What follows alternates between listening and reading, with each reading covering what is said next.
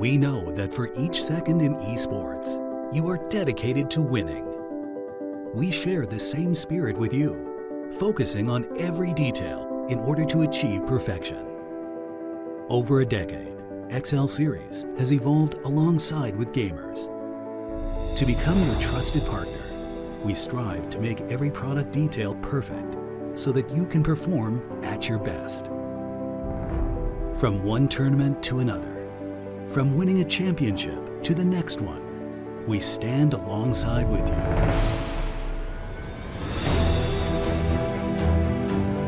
Esports means everything to me. It's given me a comfortable place where I can kind of be myself, and that's been really important to me over the years. 电子竞技对我的意义就是我从小的梦想和一直坚持不懈的一个方向。Saya dapat berkompetisi, menjadi representatif negara, dan mencoba mengharumkan nama bangsa. 它过去是我的梦想，我要证明自己，我自己是办得到的。 Winning a championship means a lot to me, especially when I see the best feeling in life. 저는 그렇게 이제 어떻게 보면 큰 대회에 나가서 우승을 하는 게 꿈이었긴 했는데 그게 진짜 현실로 이루어지니까 그때 어떻게 보면 온몸의 전율이 Winning a tournament is the most amazing thing. My first ever LAN that I won, I swear I couldn't shake that feeling of excitement and hype. When I win a tournament, it just feels like a lot of weight is taken off my shoulders. ゾイの印象的な点は、競技シーンにすごく着目しているというところですかね。Zowie is made for gamers. If given a choice, I would only use Zowie monitors at tournaments. สิ่งที่ผมประทับใจเลยคงเป็นในเรื่องของคุณภาพครับความคงทนของมันความเฉียบคมผมเชื่อว่าใครได้ลองใช้เนี่ยจะรู้สึกถึงเหมือนกันหมด تدعم اللاعب المحترف بشكل كبير بحيث السموث واللعب الجميل. I can't thank Zowie enough for giving us the resources that others may not have. 조이기어가 이제 11주년이 됐는데 모두 축하드립니다.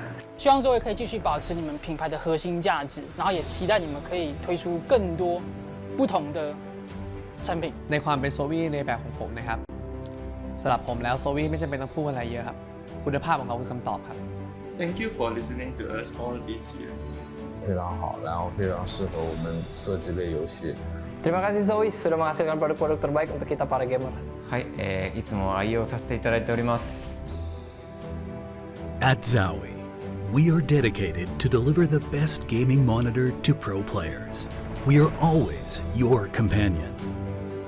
We are honored to stand with you, the pro gamer who keeps fighting to win in esports. Elevate your skill and maximize your potential with the ultimate gaming monitor. Zowie, strive for perfection, focus on winning.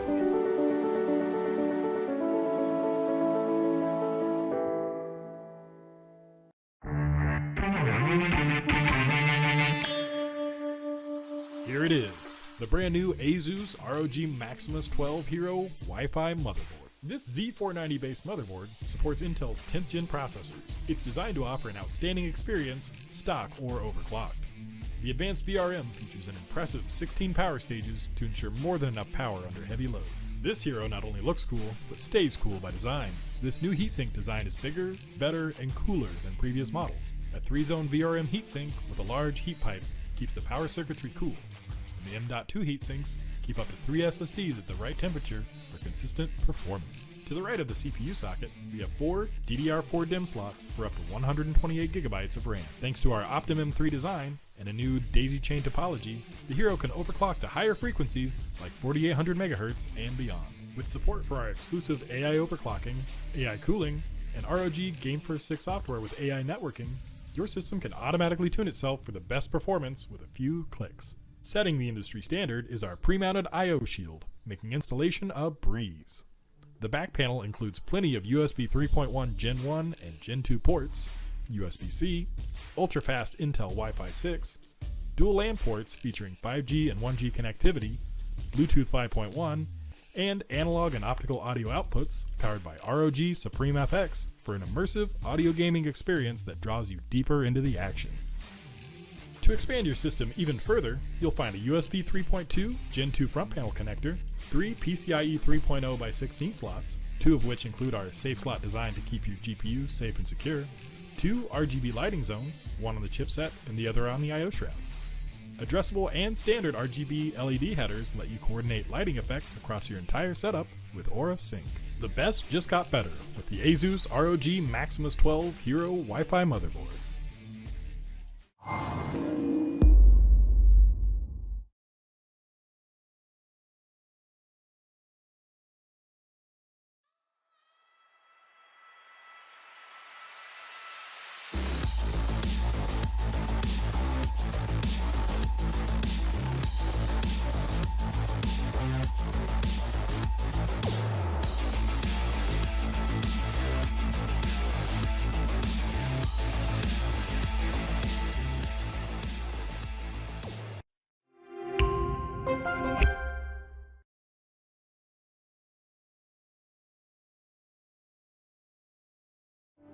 We know that for each second in esports, you are dedicated to winning. Over a decade, XL Series has evolved alongside with gamers. We strive to make every product detail perfect so that you can perform at your best. We are honored to stand with you, the pro gamer who keeps fighting to win in esports. Elevate your skill and maximize your potential with the ultimate gaming monitor. Zowie. Strive for perfection. Focus on winning.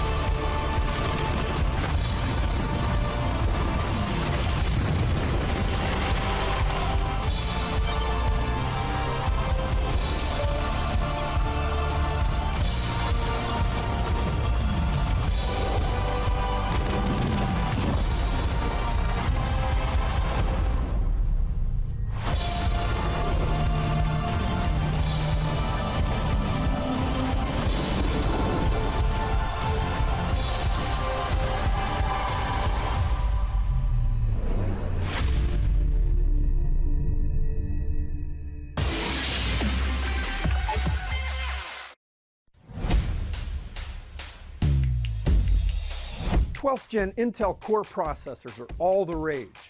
Here are 3 things to know about the chips, previously codenamed Alder Lake.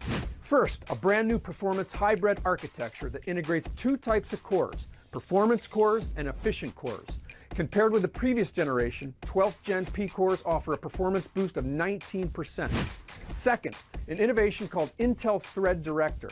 This tech is baked into the hardware and it helps the operating system route workloads to the best cores for the job. P cores will tackle the most demanding tasks, while E cores will manage background activities. Think multitasking without a performance hit. Third, the 12th Gen Core families support the latest state-of-the-art standard in memory, I/O, and connectivity, and will consist of 60 processors, including the world's best gaming processor. Intel's performance hybrid 12th Gen chips are a major strike against the competition.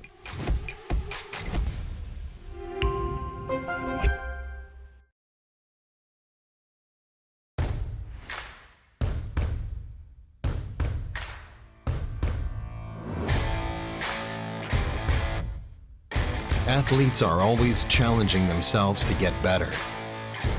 You've seen this in all sports. Esports is no exception. You can never predict the outcome. The only thing you can control is how ready you are.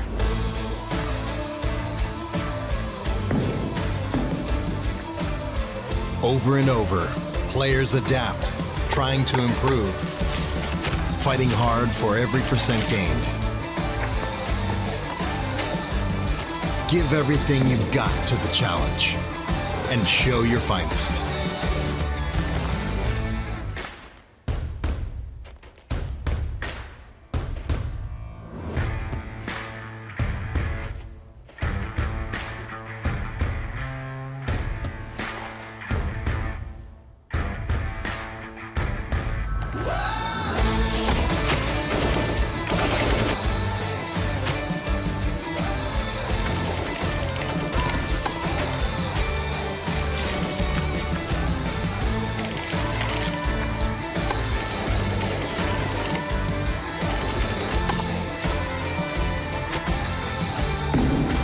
Bring your best out.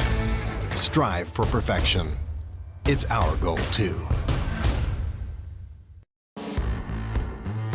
Powered by AMD 3rd Gen Ryzen processors, the ROG Strix B550F gaming Wi-Fi provides first-class gaming features and style. The B550F Wi-Fi features a robust 12+2 DRMOS-teamed Power Stage VRM design with high-quality alloy chokes and durable capacitors to provide reliable power for the latest high-core count AMD CPUs. Fanless VRM and chipset heatsinks with our StatCool 3+ design keep your system running reliably under heavy load by enhancing passive cooling capacity for critical onboard components. For the best gaming connectivity, you get Wi-Fi 6, Bluetooth 5.1, and 2.5 gigabit LAN with Asus LAN Guard. You also get dual M.2 NVMe SSD slots, one with PCIe 4.0x4 connectivity, plus a USB 3.2 Gen 2 Type-C port and Thunderbolt 3 header.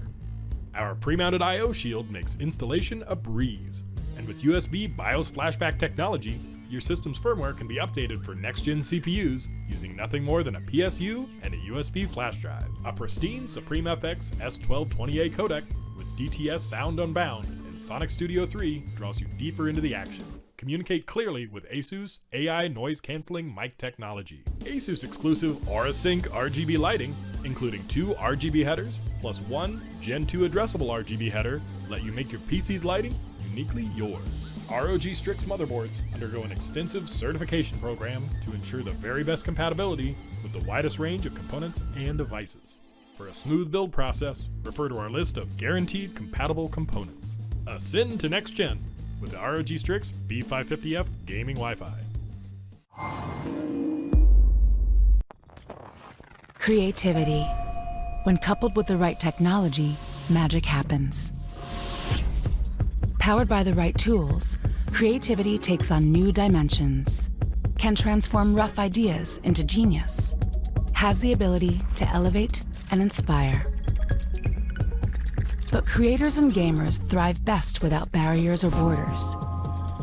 They shine brightest when they find their flow. No interruptions, No limitations, no compromises. Based on that insight, we created our 12th gen Intel Core processor, the most significant shift in x86 architecture in more than a decade.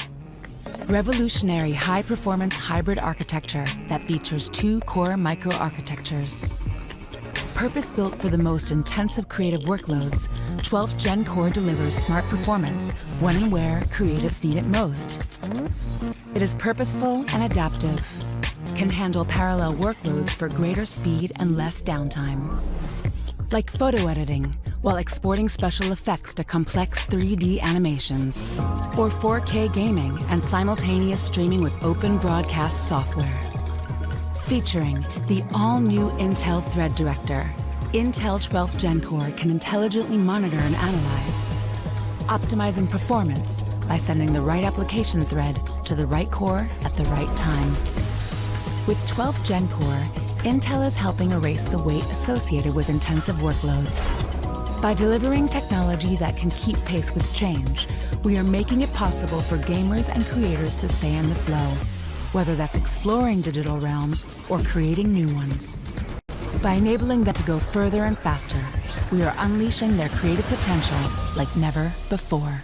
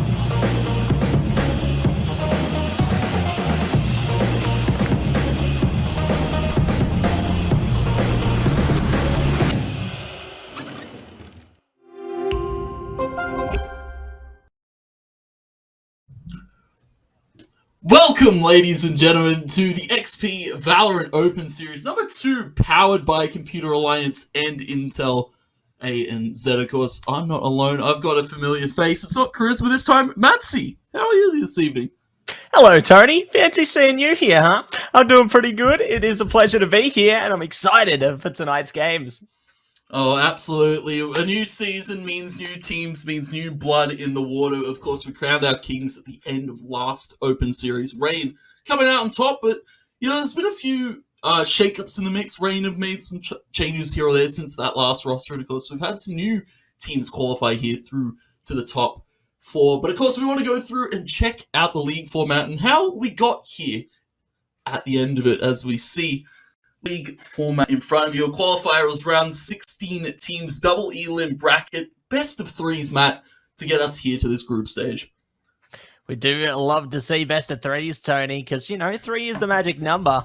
And I feel like we've got a lot more magical games ahead of us here as well. Obviously, pushing our way through the qualifiers, group stage, semi-finals, and the finals. And all these teams are ready to ramp up. Oh, absolutely, Matt. It's going to be an interesting one because, of course, we've had a change of format. No longer the best of ones, from our last season. We've now got best of threes up in the mix. But to see who qualified, of course, we alluded to Rain already taking home that championship last Open Series. So they were able to take the auto inject slot here as the reigning champions. And then, of course, newcomers to the Open Series here for XP. We've got Honey Badgers, Gym Fan Club, and Trident. Very different rosters, not what I was expecting. Maybe I was hoping for a fun crew back in the mix, but of course, Honey Badgers, Trident, and Gym Fan Club, all going to be very interesting teams to watch for, Matt. But of course, let's see what these teams are playing for. They're not just playing for glory, they're also playing for a heavy prize pool here. Absolutely. Big shout out to Intel there supporting our prize pool of $2,000 dues there. First place going to be taking away a $1,000, followed by a second with 500. Third are going to be taking away a 300, followed by a fourth with a 200 Australian dollars there. So there's definitely a lot to play for all of these teams. And I feel like it's definitely well worthwhile for anyone to give it a red hot crack. Yeah, it's definitely going to be a thing to watch for, of course. It's been the off-season, Matt. We've seen VOT come and go, and that kind of... We don't like to see that, because, of course, some of these teams kind of get down on themselves. They're like, all right, well, there's nothing to play for like 6 months. No, there's a lot more to play for. We've got XP, hopefully many more community tournaments as well to be run in the future. But, of course, Matt, we look at our prize pool. We take a look now to our Week 1 schedule. Who will be seeing play in our first week here?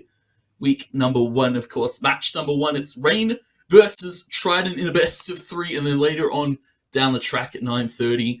Or, if we stay on schedule, hopefully maybe a little bit earlier, who knows, Honey Badgers versus Gym Fan Club at 9:30 p.m. AEST. All best of 3s, and it's going to be an interesting one, Matt. Of course, Rain, as we alluded to, making some recent changes. Trident, kind of those new kids on the block that we haven't quite seen in officials just yet.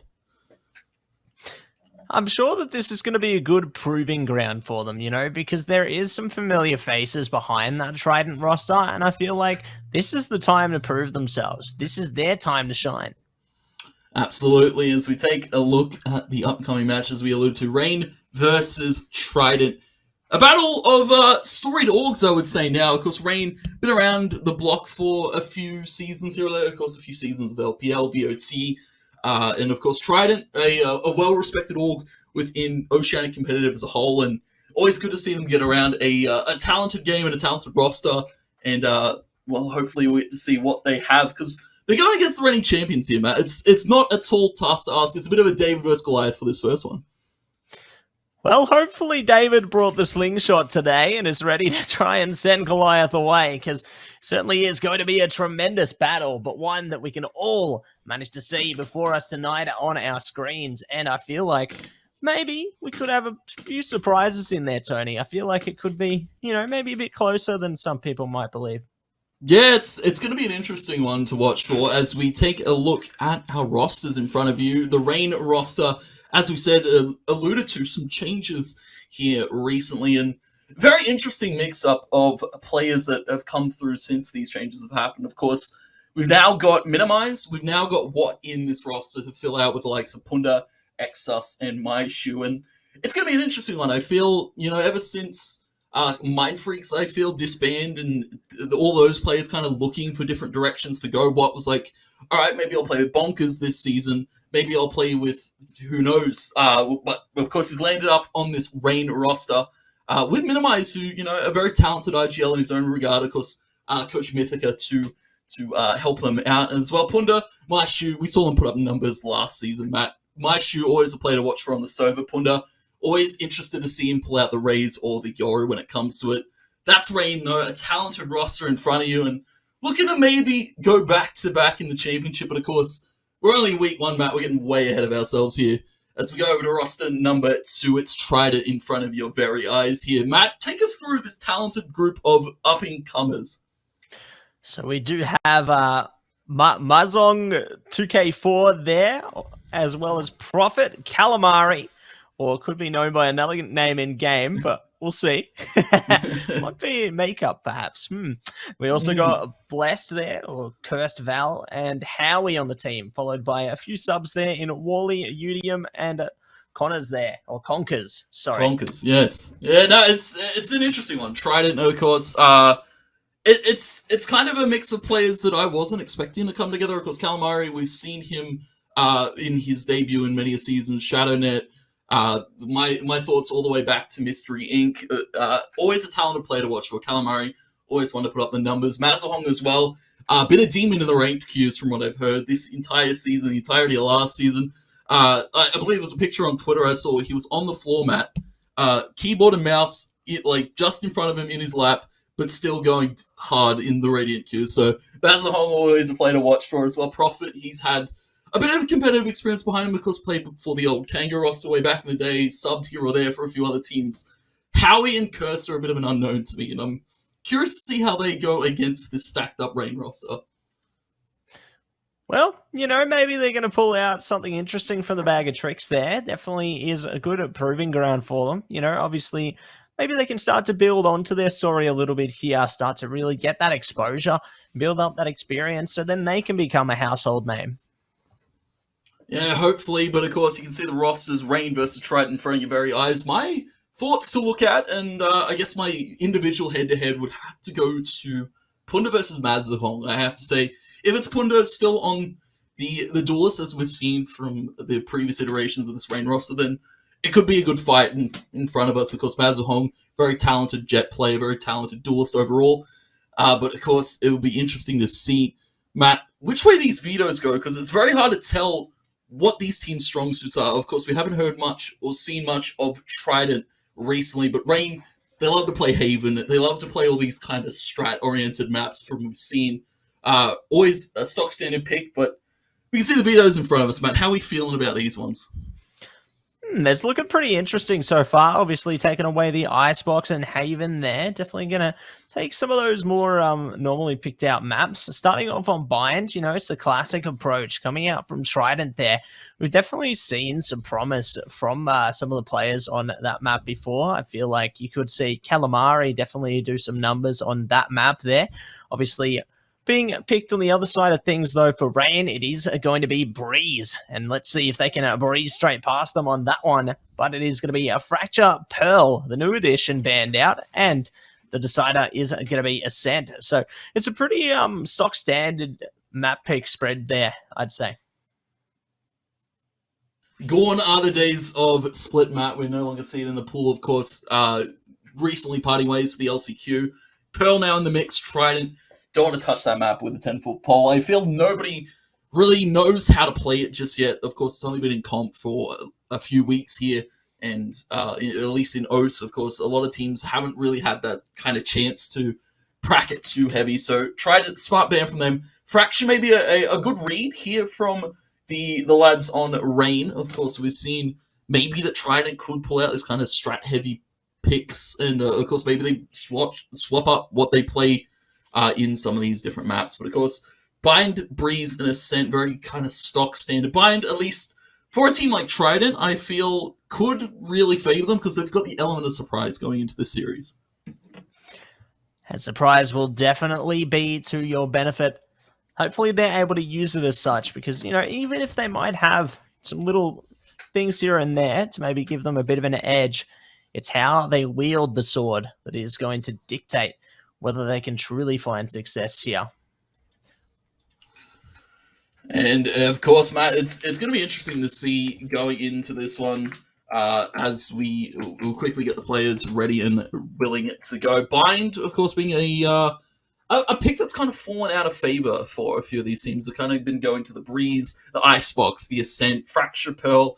Kind of one of those maps, two of those maps that get taken out a lot. Of course, Trident, a smart identifier there to be banning out Haven. Of course, as you said, a team like Rain, they love to play Haven. They love to kind of play a strat-heavy style, especially with the recent implementation of Minimize. They've been doing a lot of prac behind the scenes, a lot of work, of course, with Coach Mythica. And it's going to be interesting to see how what implements themselves into this roster, because for the side of course, a team like Trident, as you said, the element of unknown, anything can happen. I had a word to Calamari before this. I was like, oh, can you give me any insight to what you guys are maybe thinking to bring into this XP tournament? He's like, I think we'll just let the frags speak for themselves. We'll let the play speak for itself. And, well, if Calamari's going in a game like this with confidence, the side of Trident are going to be coming out guns a-blazing. That's exactly what you need coming into a game as well. A lot of confidence to really bring up the morale of your players. That can go leaps and bounds, because if you're coming into a game demoralized, it's really only going to hinder your chances of success there. So definitely great to hear about that kind of confidence heading into this series here. And it's going to be an interesting one as we quickly go into our picks. No bans just yet, Matt. Of course, we don't have enough agents for that. But we see also to try to lock in a few interesting picks. It's Masahong onto the Neon. I believe XYZ or Curse, as I believe that is. Howie to the Omen on map. On a pick such as Bind, we haven't actually seen the Omen in quite a while. It's been normally a Viper, normally a Brimstone, even Brimstone more of the favored pick here for a few of these Oceanic teams. But an Omen is going to be an interesting one to see. Of course, Blessed then... Oh wait, no. Blessed is Curse. Curse going to be on the Breach. Full side of Rain. Thinking long and hard, they're going to be putting what on the Astra X-Sus. I like this chamber pick from him. Of course, recently, I believe, dropping the chamber player for a Watt, so it was kind of interested to see who picks up that chamber for Rain, and it is going to be X-Sus. Punda going to be on the Raze, and look out for him to make some big plays, because we've seen the movement on a map such as Haven. Expect to see it on Bind as well. Definitely eager to see how things kick off here as we head straight in to the shooting gallery here. Both teams are going to be amping up, ready to rumble here on Bind. Big shout out to our team as well for getting this all underway, making sure that it all runs as smoothly as possible. Speaking of, here we go. We are going to be in a game now. Trident on the defense, followed by the Rain roster on attack this time. Let's see how they go for the early setup. Yeah, it's going to be an interesting one as we see the Fade meta in full effect here. Both teams going to be rocking that one. Bind, always a map to see for with some interesting lineups. Of course, you can go for an aggressive B long take with that Fade Eye, or you can go for an aggressive B hold with that Fade Eye, of course, getting all the info possible for your team. As you can see it, almost mirror compositions, just a few different picks here. And I'm interested to see how this Omen and Neon kind of goes for, because they're running double Paranoia, they're running triple Flash even. Of course, if you can count the Breach in that mix, and it's going to be an aggressive attack when Trident do get to that side, but for the moment they're on defense, and Rain, they're taking a little bit of stock standard. Hookah control, quick little pick from Punda, taking out XYZ. Good start to come through from them there. Telly actually going to be activated by the attackers as well, taking a bit of a stand just outside of the bathroom there. Looks like they're making a bit of noise. Muzzlong knows that they are around. They haven't committed to it quite yet, though. Time ticking down. They still can evaluate their options a little more before going for the full force attack here. Like our X-Sus is just baiting things out as well towards that A-short position, waiting for their teammates to launch something more substantial towards the B side. And it is all going to come down to Blessed. 1 versus 5 now. Let's see if they can pull it off from the elbow. Yeah, gotta go for the one and done, but it will be done. My shoe running in with the frenzy. We've seen a few players opt for that pistol investment. Minimize. Gonna be sending the fault line through for a quick retake. Trident are going for. Masahong is already out. Fighting a second one onto Exus. Masahong is just flying into the site, doing a solo mission himself. Trident now here to back him up. Howie makes the tap, but My shoe holding with the frenzy. Now on to Calamari. Held perfectly in the elbow by Watt. And first round going to the side of Rain. Trying a valiant attempt for the retake. I have to say, Masahong coming in with some quick picks. Almost made that doable, but unfortunately teammates were a little bit too far behind for that one. Maybe a miscommunication. And Rain able to pick up the first pistol and straight into the Vandals, straight into the Spectres. Rain are wasting no time and getting an early lead. Great to see they're able to line themselves up with a nice little cash boost to start things off here. We'll see how Trident do react heading forward, though. Looks like they are just going to go for the standard. A little bit of a save there. Obviously, XYZ is going to be picking up the Bucky of all things. Might be able to pick up something off a close angle there. If someone pushes towards that hookah position. No one game as yet, though. My shoot goes for one shot with the Bulldog. Does actually get taken down to 31 there. Luckily, he has the utility to back off safely, but that could have been a bit more costly for the Reign side. And I like this from Reign. They know that they've got the guns and they don't have to give them up. So, my shoot playing a little bit further back, the rest of the team as well. Playing for these picks, playing for these aggressive angles that Trident are looking to walk themselves into. Great little flush there on the gravity well. Smokes up and Reign have control as ace sight. Calamari can't really do much else but run out for dear life. Punda dragging up a storm of that Vandal to start it, and now it's just 2 players here for the read. Sake Blessed and XYZ looking to get in back towards the site. They've got 2 flashes on Blessed, so this could be good for the read. Sake, my shoes looking the wrong way. That's a Bulldog on the floor, and XYZ with a Bucky takes out Minimize, and on 3 versus 2 now for this hold down. Exus has the help of the gravity well from his teammate. He's going to swing into it. Great little smart reposition there from Exus. Saves that round from going awry, and Reign, they pick up a second, but they lost a few guns from that one, Matt. Yeah, it seems that there was a little bit of a cost to that round. That could prove to really hinder them heading forward into these next few rounds. As you can see already, Minimize and Exus there probably just going to be forced to save it out a little bit. Like, Minimize has picked up the Sheriff. Exus just sitting on it for the moment.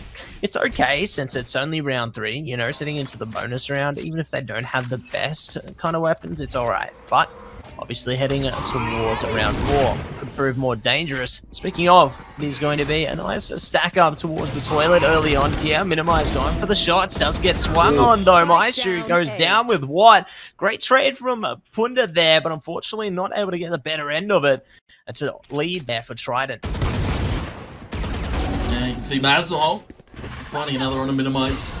Great little hold in there. Spikes have been given up. Reign in a bit of a back foot now. Mazal maybe overextends, maybe overheats for that one.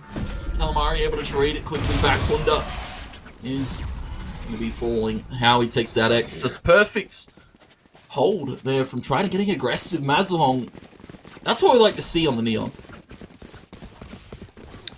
Life in the fast lane, pedal to the metal on the Neon there. We'll see if they can maintain the pace heading into the rest of this game as well. As Trident do take away their first round. Reign, though, going to be back in the money. Have brought up their primary weapons. Punda going to be sticking it out on the Spectre there. But at least for the rest of them, they're all cashed up, ready for action. Looks like a few players are getting pretty close to their ultimates as well on both sides, so things could really get spicy heading forward. Speaking of, though, already, Mazalong taking down one, looking to spice things up for their team a little bit more there. We'll see if they can trade it back or whether they are going to be submitted to the graveyard. And speaking of life in the fast lanes, Mazalong has started my shoe and Punda quickly to trade it back, though, and just like that, it was a quick start for Trident into that round, but Reign, they put them back on the back foot, and they're now into the ace site. Great little shot there from Cursed. Able to find one onto Punda. That's 3v3 for this read. Sake, the rolling thunders pop by Minimize. They will pop a shot into Mazalong. Now Calamari's trapped in the corner. Great little flash play from Minimize, and a swing in from his teammate. My shoe picks up Cursed. And it is a rough round to fall at the tail end of things. That's 3 to Reign, and only 1 still to Trident. At least you can tell that they've got a bit of flair in them from the one round that they did take. It is going to be a bit of a reset, though, considering Reign did manage to steal that last one, but I don't think that's going to really impact the confidence overall of Trident, because they're just easing into it at this point, it feels like. So we might actually see them step it up as the game progresses a bit more. See how this round plays out for them, though, as their economy is a bit strained. It's a bit rough, and there's the showstopper, Punda.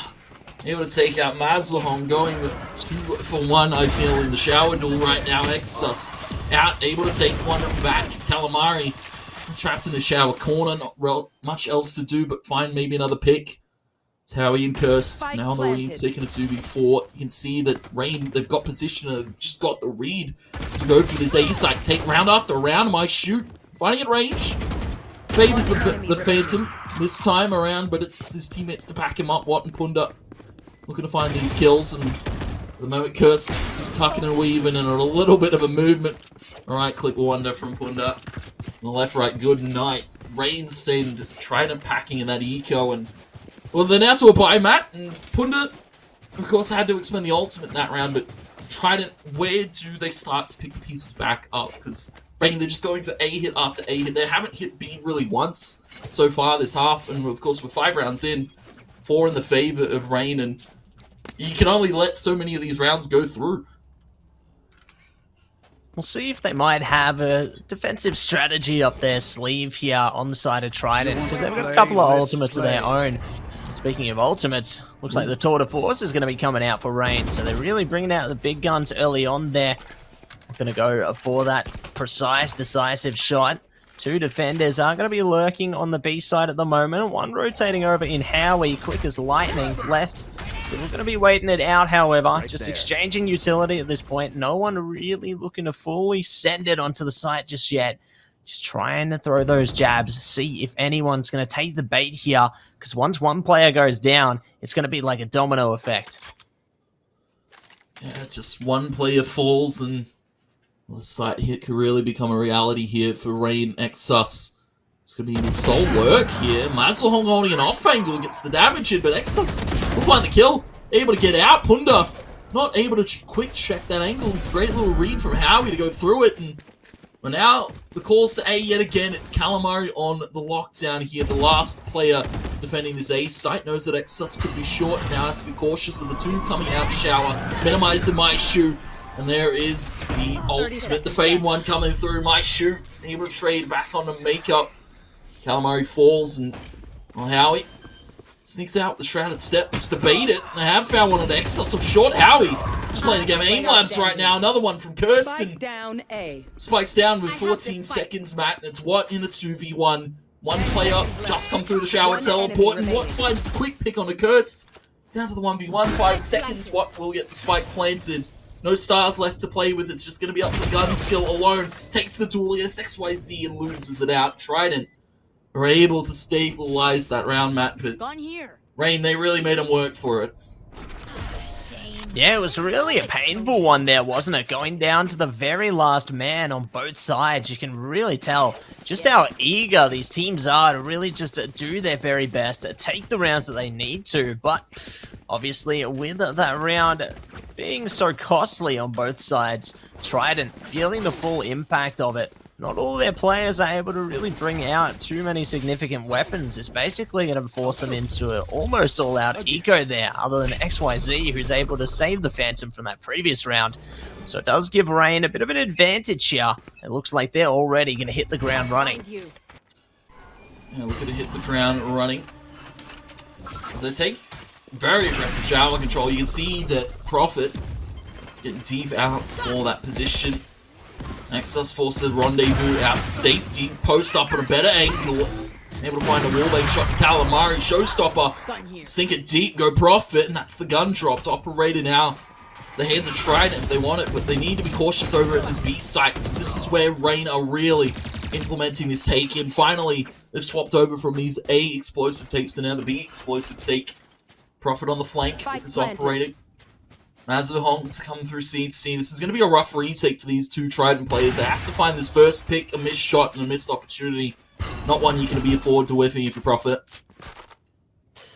Absolutely not. They do still have one in the chamber, though. They're going to miss that one as well, and the gun will go down. So, Punda is able to redeem that one. It's all going to be up to Mazahong now. 1 versus 3. Getting that one for free there. Going to try bait out the defusal. They've been spotted. And it will be a round over there for the side of Trident. As Rain Supreme through on round number 5 in their favor. Still a few more to go, though. We'll see which team might be able to come ahead towards the closing stages of this one. It's already looking pretty rough for Trident, but this isn't the last we heard of them. I feel like there's definitely room for either side to really bring it back here.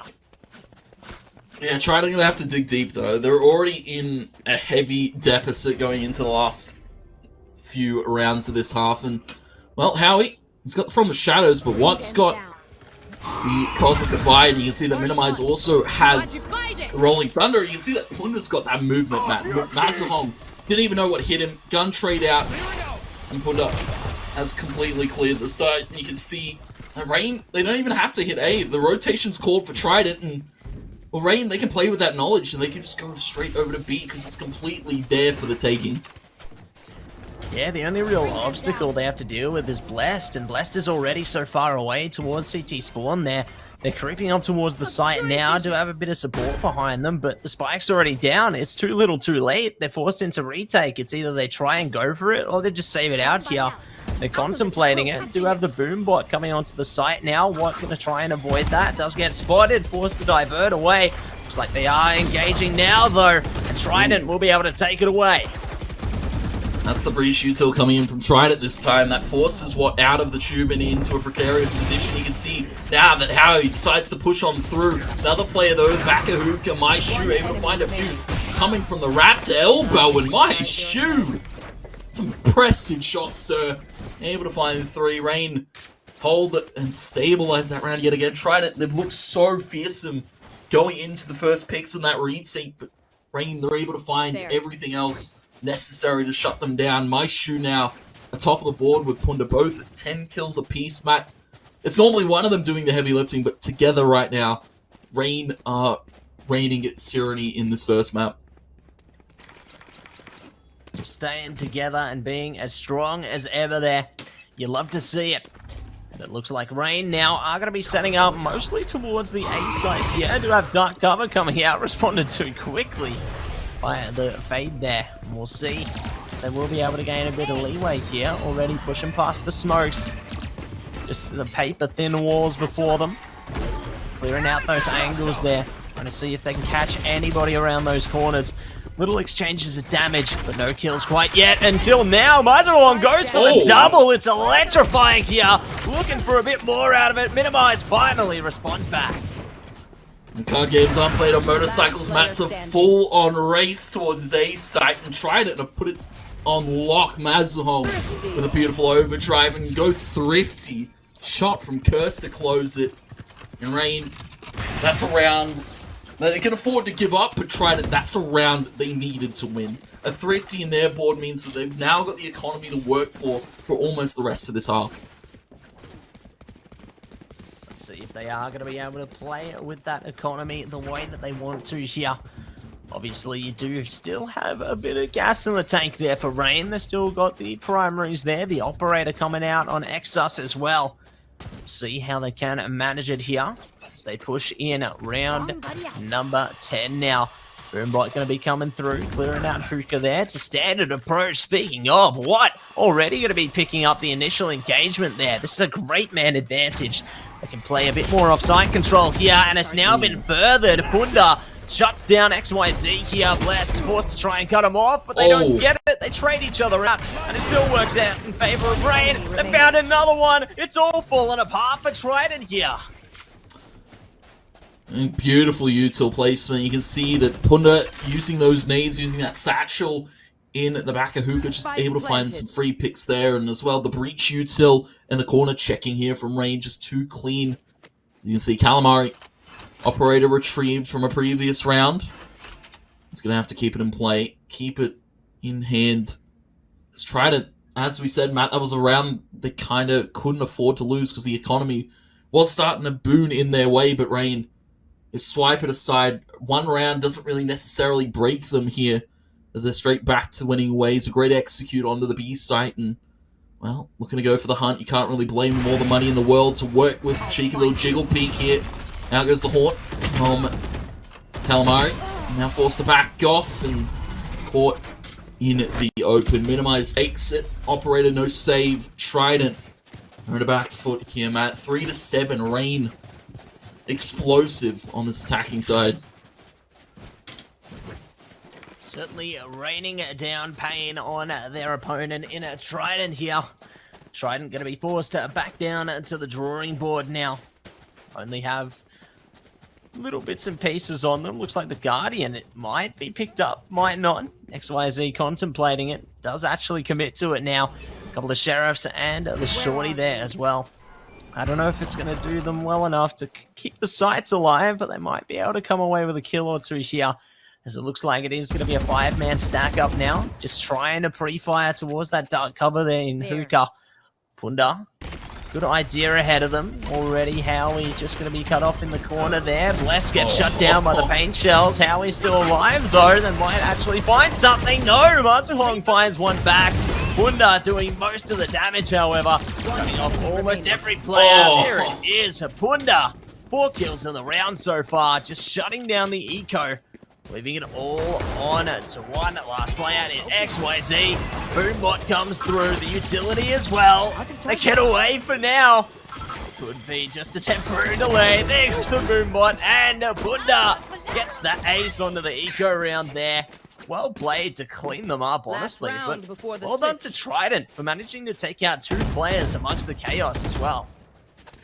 I tell you what, Matt, call the cops. Ray need a speeding fight. And that round was so quick. That Hookah take explosive, the Astral Star, the Minimize Util, the Fault Line, the Aftershock, the Flash, Punda with the paint shells, the blast packs, Matt. It's just textbook stuff. You can't funnel yourself into corners like that against a player like Punda, because he looked to punish. Rain, they're at 8. Trident struggling to find this 4th in these final few rounds of the half. Of course, they're back to a bye, but they need to hold on strong. They need to maybe take the fights. The knife comes out from Calamari, maybe looking to send it, but Punda with an aggressive showstopper forces them back, forces them into the corner, and Punda's just going to go for the swing with the info, and down goes 2.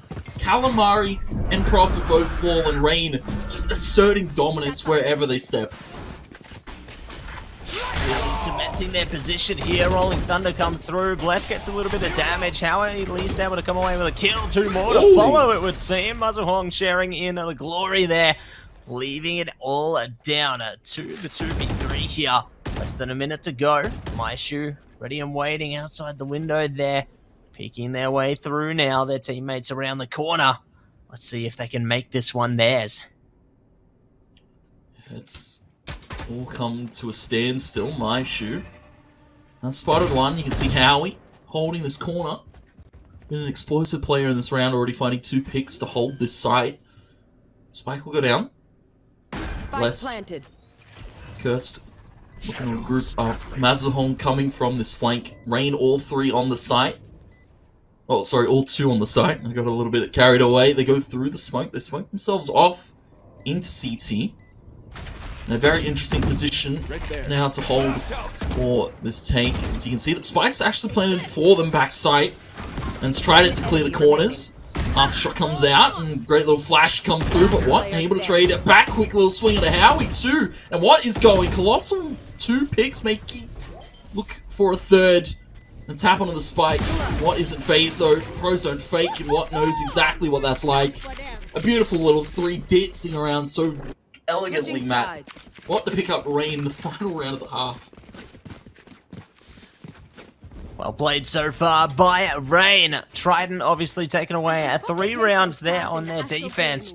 They're certainly going to be fighting in desperation to take away this pistol round at a minimum to formulate a road to recovery here. Looks like they are starting to stack themselves up though. They've got a couple of frenzies, ghosts in there, stock standard pistol buys across both teams really. We'll see who's going to be the better fighters at the end of the day though. 10 seconds to go in the freeze time here. They are ready. This is a chance at redemption or a chance to further solidify their legacy. Let's see if Trident or Rain can do this. And, well, the Trident, I guess this is kind of where you want to see their comp come alive, especially Mazuhong with this Neon. I want to see them get aggressive as possible, but Exas. Body shots with the Headhunter to start it. 2 players low, no heals available. Trident coming into pistol already at a disadvantage. You can see that Mazuhong, Howie, probably more scared to take fights now with these pistols. As you can see, Rain triple sacked this B site. 2 over towards A. This is going to be a rough one for Rain to hold on this A site, but I feel like they're not too worried. Paint shells and a fault line and try to dictate that the A take is coming. Punda, paint shells perfectly set up for Howie. quick little blast back out, get some damage on to Profit, and Punda still able to live for the moment, a slither of HP, but's done everything that he can. Minimize now to just walk double through the smoke and pick it up, frenzy in hand, and a massive round. Rain hold it, Minimize, beautiful position, just walks through the smoke like it's nothing, and Trident lacking a bit of coordination right now, Matt. They didn't know what hit them. It's 10 rounds already to Rain. Really dangerous position they're going to be placed in here, Tony. Obviously, Rain now double digits on the board. All they need to do is take just 3 or more rounds, and map number 1 could indeed be theirs. We'll see if Trident has what it takes to step it up here. Obviously, they might just be forced to eco out this one, but that puts Rain one step closer to the title here. So Trident really going to have to pick and choose their battles heading forward. Quick little rendezvous out from Exos just for the info. Rain says they're playing with confidence. Exos, he rendezvous out to get himself to safety, but he re-swings, he retakes the aggression, looking for another shot, maybe overheating a little bit. We like to use that term a lot. Is a player, when they start to get a lot of confidence in them, they start to go for aggressive swings and maybe give up their life, but Exos continuing to find them. It's a pickup from what? It's just an eco here for Trident, but to find it flawlessly for Rain, a good medal to make. 11 on the board, Trident. This is their pick, Matt, and this is not the way they want to be seeing it go. See if they can manage to turn the direction here, turn the bit around, and maybe find their true confidence here. Looks like it is going to be Trident just stacking up towards the B side at the moment. Do have a bit of a split going on, playing for information early on, it would seem. But obviously the defenders are ready for them. Maishu already preparing to take point there, has the satchel supported by their teammate. They're ready, they're diving straight in. Judge, good trade to come through. XYZ trying to take away the kill. Long does find it in the end. So it will be Trident actually coming out ahead this time. I feel like that's a win in Punda's books. Getting that double satchel into the Judge kills just... It's an added layer of disrespect. He shows that he's not scared of Trident's eco, he's not scared of Trident's default, and just flies at them full force. Rain may only have 3 players left, but of course you've got Minimizing that teleporter. You've already got what looking to rotate here. Trident, they haven't taken the site yet. They're still a little bit scared of where these last 3 Rain players are. You've got Exa still in the mix here. Of course, his rendezvous is not available this time, but it is going to be a sharp little Marshall shot to find Profit, but a quick trade back by Mazahong, and they need to maybe go towards this B site, and they're looking a little bit scattered still. See if they can manage to scurry together rather than remain scattered. What, here's the steps, ready to swing at a moment's notice. Does go for one, trying to find the second. What pulls through? 1 player remaining now in Mazahong. See if they can make it happen. They've still got a teammate as well. Even if what goes down, they're still Minimized to deal with. But what pulls through? 3 kills. That is map point going the way of Rain. And I tell you what, Matt, if I'm at the poker table, I'm definitely having what in my ear telling me what to do. Full house. They're just able to find these triple kills when his back's against the wall, and Rain need to find those kills the most. Perfect hold there. Trident so slow to take that site. They got the pick, Matt. They had the opening they needed. They were just so scattered into that take. They looked a little bit scared, and well, you can't really be going scared into a series like this against the reigning champs. Rain, as you said, already match point. And Trident on the back foot. Exus with the tour de force. Raining down, killing blow after killing blow. Scoped up in. Smoked off is the site.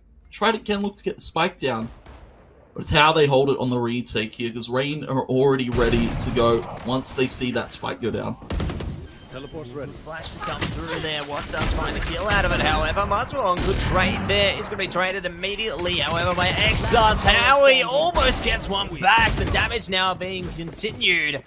But alas, everyone will go down in the end, and so just like that, game, set, and match goes Trident's way, or rather, Rain's way. My apologies. And they will take map 1. Well, that's the way the cookie crumbles. Trident, they drop their map. Pick bind goes to Rain, convincing fashion, 13-3. A stunning blow to a new roster, definitely going against the reigning champs here, the XP Open Series, Matt. That's not the way you want to be taking the first map. As we take a look at our scoreboard, Punda, a masterful play on the Rays, 22-8, Matt, 7 first bloods. You saw it wasn't just Punda though leading the charge; it was his teammates following up with the util for him to find those picks. They were flushing corners so perfectly, nobody was able to stand in hookah without taking a brunt of damage. Nobody able to hold corners because Rain cleared them all. Perfect use of the util from my shoe Xsus as well. Minimized to those fault lines. Some of those hits were just too much for Trident to deal with. And of course, now we go to the drawing board, Matt, and how do a team like Trident come back from such a rough game like that?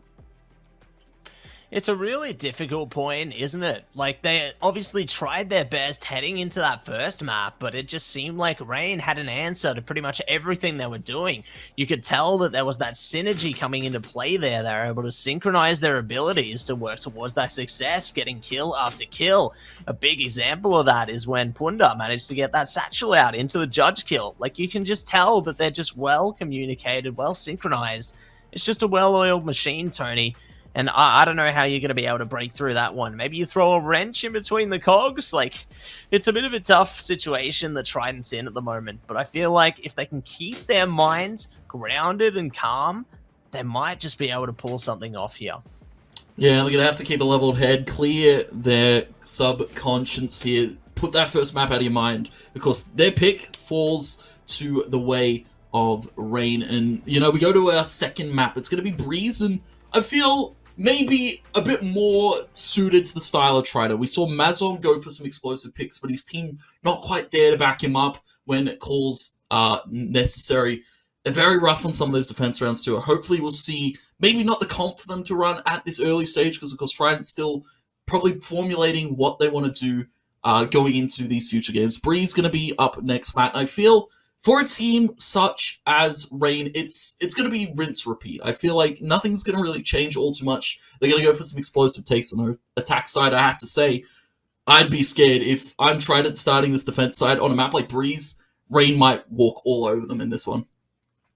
Yeah, well, I mean, coming into their play, Tony, you know, it goes like the saying, if it ain't broke, don't fix it, you know, and Rain, it's working right now. So why should they need to change anything? Unless Trident do find a vulnerability. That's when you might see some changes and adaptations come through there. But so far, so good coming through from the Rain roster. We did see, obviously, some glimmers of hope from the Trident players as well in some rounds. You know, they managed to find a little bits and pieces there. I saw little glimmers of hope for them. I feel like maybe heading into Breeze, a bit more of a smooth playing field for them, perhaps. You know, there's a bit more open space than there is on a Bind. So we'll see if they do manage to use that space to their advantage heading into this next one. Yeah, hopefully we'll see maybe a different composition come out here from the side of Trident. Because, of course, we saw Rain, it was Xsus on that chamber. So aggressive on that B hold, I have to say. Just taking pick after pick with the Marshall, rendezvous to safety, then going for the reswing. Rain feeling so confident. Trident, they're going to need to find some confidence for themselves. Guys, we're going to go to a quick commercial break before we go into our next one. Don't go anywhere. This is in the XP Valorant Open Series, and we'll be right back.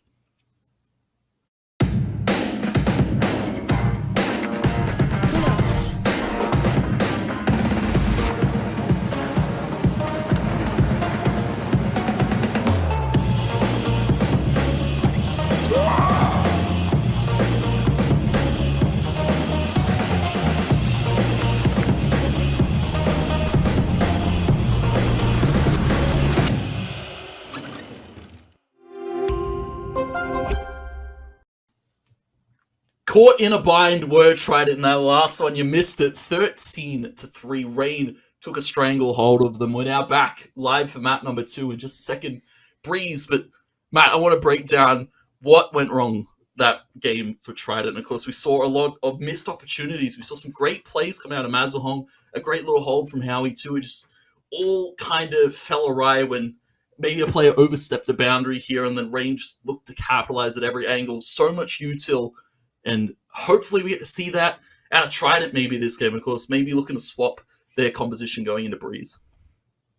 I definitely wouldn't put it past them to obviously go for a change up there. You know, obviously you did see that Rain had a few more pieces that were able to work more actively for them. You know, obviously so many utility-based agents there really work together so well in unison. But obviously on the Trident side of things, we didn't see as much of a well-oiled machine there. So maybe if they do change up their little loadout there of agents, it might actually work out a little better for them. But, you know, obviously heading into different maps, you do have different predestined compositions there. So I feel like heading into this one anyway, we could see a bit of a different mix in the bag there, you know? Yeah, it's going to be an interesting one. Of course, I believe, Trident just recently shaking up a few things on their roster. Calamari coming in as a recent addition, and it looked really good. Of course, from what we've seen around Twitter, around a few of the scrims, Trident looked to be one of those kind of teams to step up as the top 6 to the top 8 and really challenge the rule here in OS as a whole. But that looked like a rough one for them. Rain walked all over them as the reigning champs, and of course, for a team like Trident, we've seen some very good results out of a few of these players individually. As I said, Mazhong, always a player to watch for, a ranked demon in his own regard. But it was a rough game from Calamari, and that's not what we're used to seeing from him. So hopefully he's able to shake that one off, maybe just a pre-game jitter, a first map jitter, and hopefully we get to see Trident back in full swing for the second one. Yeah, hopefully we do manage to see a little bit of that, Tony, because obviously, maybe Calamari joined you, had a bit of boss, and then they're feeling those pre-game jitters, But, nah, I feel like heading into this one, it's like I was saying in that first game, it's just a bit of a warm-up for them. They're just easing into it, getting into their flow, and maybe a game 2 could be theirs. But we are into the agent selection already, and Trident kicking off with a bang there, taking away the Chamber and the Jet. And 2 more to follow, KO and Viper, and the Sova. Interesting to see this composition coming out. Yeah, it's kind of, I guess, an expected one. We normally see all these teams kind of run the Viper. It's so good at post-plant, but it's also so good on some of these executes, and that's what Trident are after, because they have to start on this attacking side to start it off. We get to see Mazahong back to the Jet. That's what we want to see from him. None of this crazy neon that we've seen from a few of these duelists in OS try to hand out, and you can't really do that against some of these more well-respected rosters in the region. So Mazahong back to the Jet. That's what I like to see. We'll look to see him maybe frag it up a storm here. Prophet on the Chamber is a little bit of an interesting one I'd like to note as well. Prophet kind of struggled a little bit on that kind of secondary duelist role. Of course, though, we'll now get to see him on the Chamber. A little bit more of a Sentinel, a little bit more in his element. Of course, Prophet, formerly a duelist player, but maybe he's tended more to the Sentinels recently. Exus going out with the Chamber. Swapping off the Astra, it was interesting to see how effective that was on a map like mine. We saw a lot of funnels into the corner. We saw a lot of great use of the Astral Stars, of course, with Gravity Well, and of course the smokes to follow suit. Minimize and Cursed as well, bringing out the KOs. It's been an interesting thing to note. KO kind of a more aggressive style of Sova, if you would, but of course Sova also being a great pick for Breeze. That means they're going to run these double intel kind of comps with the KO Sova. Punda onto the Neon. This one I was not expecting, Matt. Punda, of course, he's shown flexibility in all the duelists. We've seen him on the Yoru and everything of the like. I was expecting maybe the Yoru for this one, but gonna be on the Neon. Yeah, it's a bit of a different one, isn't it? I mean, it just seems like Punda loves to play fast characters, Obviously, you got your standard race coming out in that last one, heading onto the Nova this time. We'll see how it all plays out there. See if they're just looking to use that character maybe as a bit of a symbolism. They're trying to speed run their way through. Who knows what could happen, though, as we do head in to the game here. Trident going to be on the attacking side this time, starting off strong. Rain going to be on the defense. I'm eager to see exactly what's going on in their heads right now. Here. Yeah, it's going to be interesting. For a team like Rain, you kind of feel like they're just sitting back, sipping a nice cold lemonade on a tropical map such as Breeze. But for the side of Trident, they're going to have to put in a lot of heavy work. Great little dart there from Calamari to get the info, but Exos able to find Howie early on. That's the Viper Wall gone. And a lot of Util and a lot of execute power gone away from Trident. Let's see if the power will prove in their favor eventually. Obviously exchanging blows already, proving in favor of Rain so far. Looks like they are just camping it out at the moment, though. Looking to push their way through middle. Trident got an opening towards this A site, but the defenders are ready to peer around the corner at a moment's notice. Punda giving away the steps there. Mazarong is ready for it. Maybe not there. Whereas XYZ there. What? Taking point. Here goes Calamari, though. Does find at least one kill. 10 HP in a dream. It's going to be a shock dart to temporarily keep my shoe away. And the spike goes down.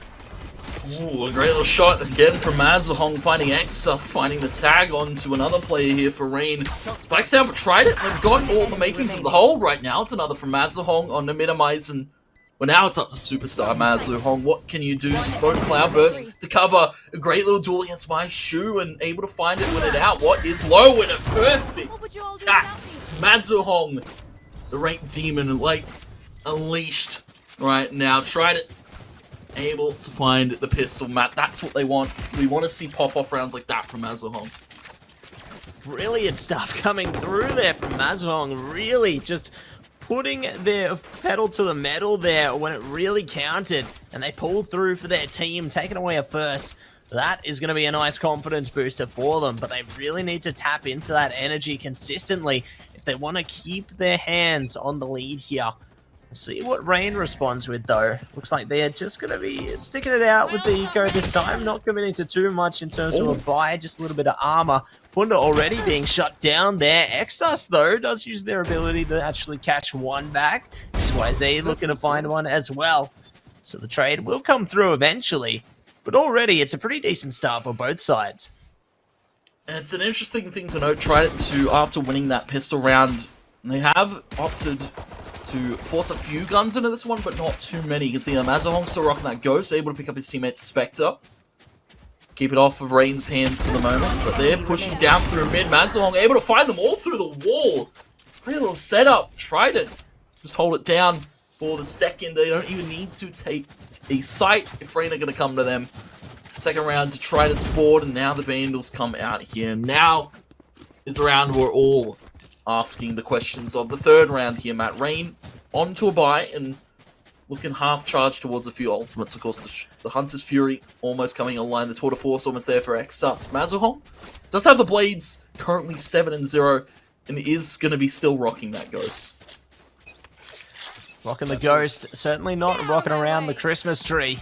Looks like the Blade Storm is going to be activated there. Mazahong goes for the shots, not able to execute the kill there. Does get at least one stab through. Looks like Blessed is trying to push through, flash it themselves. Minimize, not going to be prepared for it. Goes down alongside Exus. What? Trying to hold around the corner now. Going to be forced out there. Great thing to come through. The spike will go down eventually, so great use of force from Trident there. And there's the wall for the side of Rain for the read's sake. What? Deploys that one, gives great cover actually, knows that there's two players maybe around this mid-door angle. Trident 5 players holding strong. Mazahong, of course, just on the lurk over towards B elbow. The rest of them just looking to hold down that A site because Prophet holding the shop. And well, for Rain, they don't have to re-aggress into that site. They can look to save their guns, keep 3 alive. Very good call to make, especially with the way Trident held down that site, with the way they've set themselves up. I give her props. Great little wall there on the execute late. Trident, they pick up a third. Rain, looking to keep a hold of these guns as wall goes up. Toxic Orb to Rain. I dropped that one to Trident. It's a timeout to be called.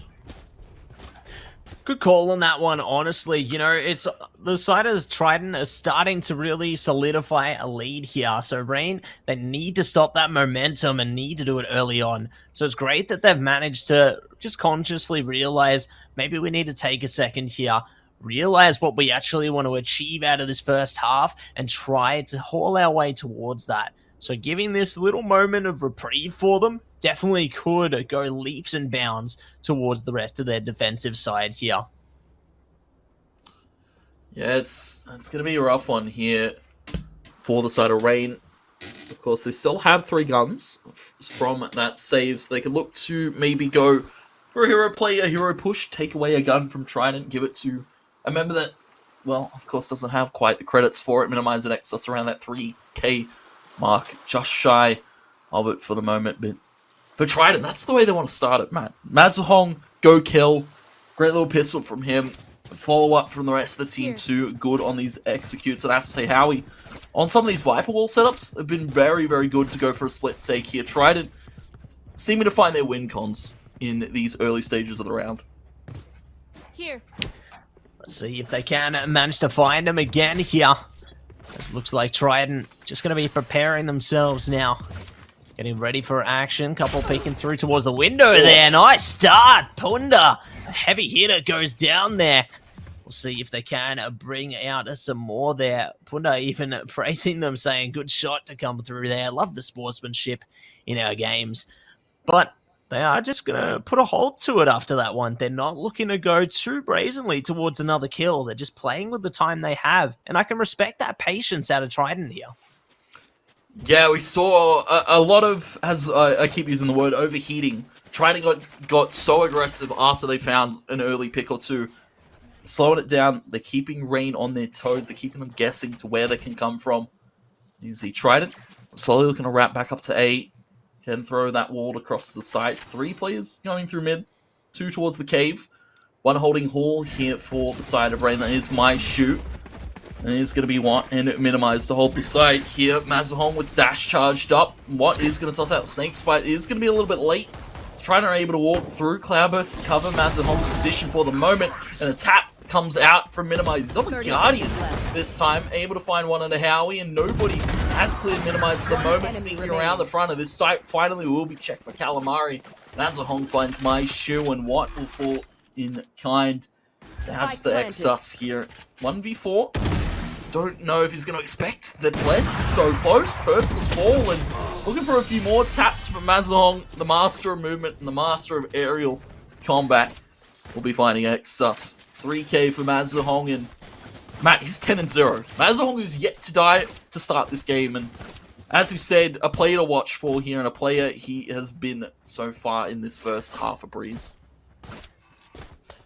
Basically feels like they're invincible at the moment, but I feel like their mortality could be proven at least once in this matchup. Maybe not this round, but it will surely be one of them. Unless it isn't. Who knows? But obviously we are going to be getting into the round now. There's a few little bits and pieces brought up by Rain here, you know. They got a couple of marshals there, the Bulldog, Sheriff. Not too shabby for a strung together buy there.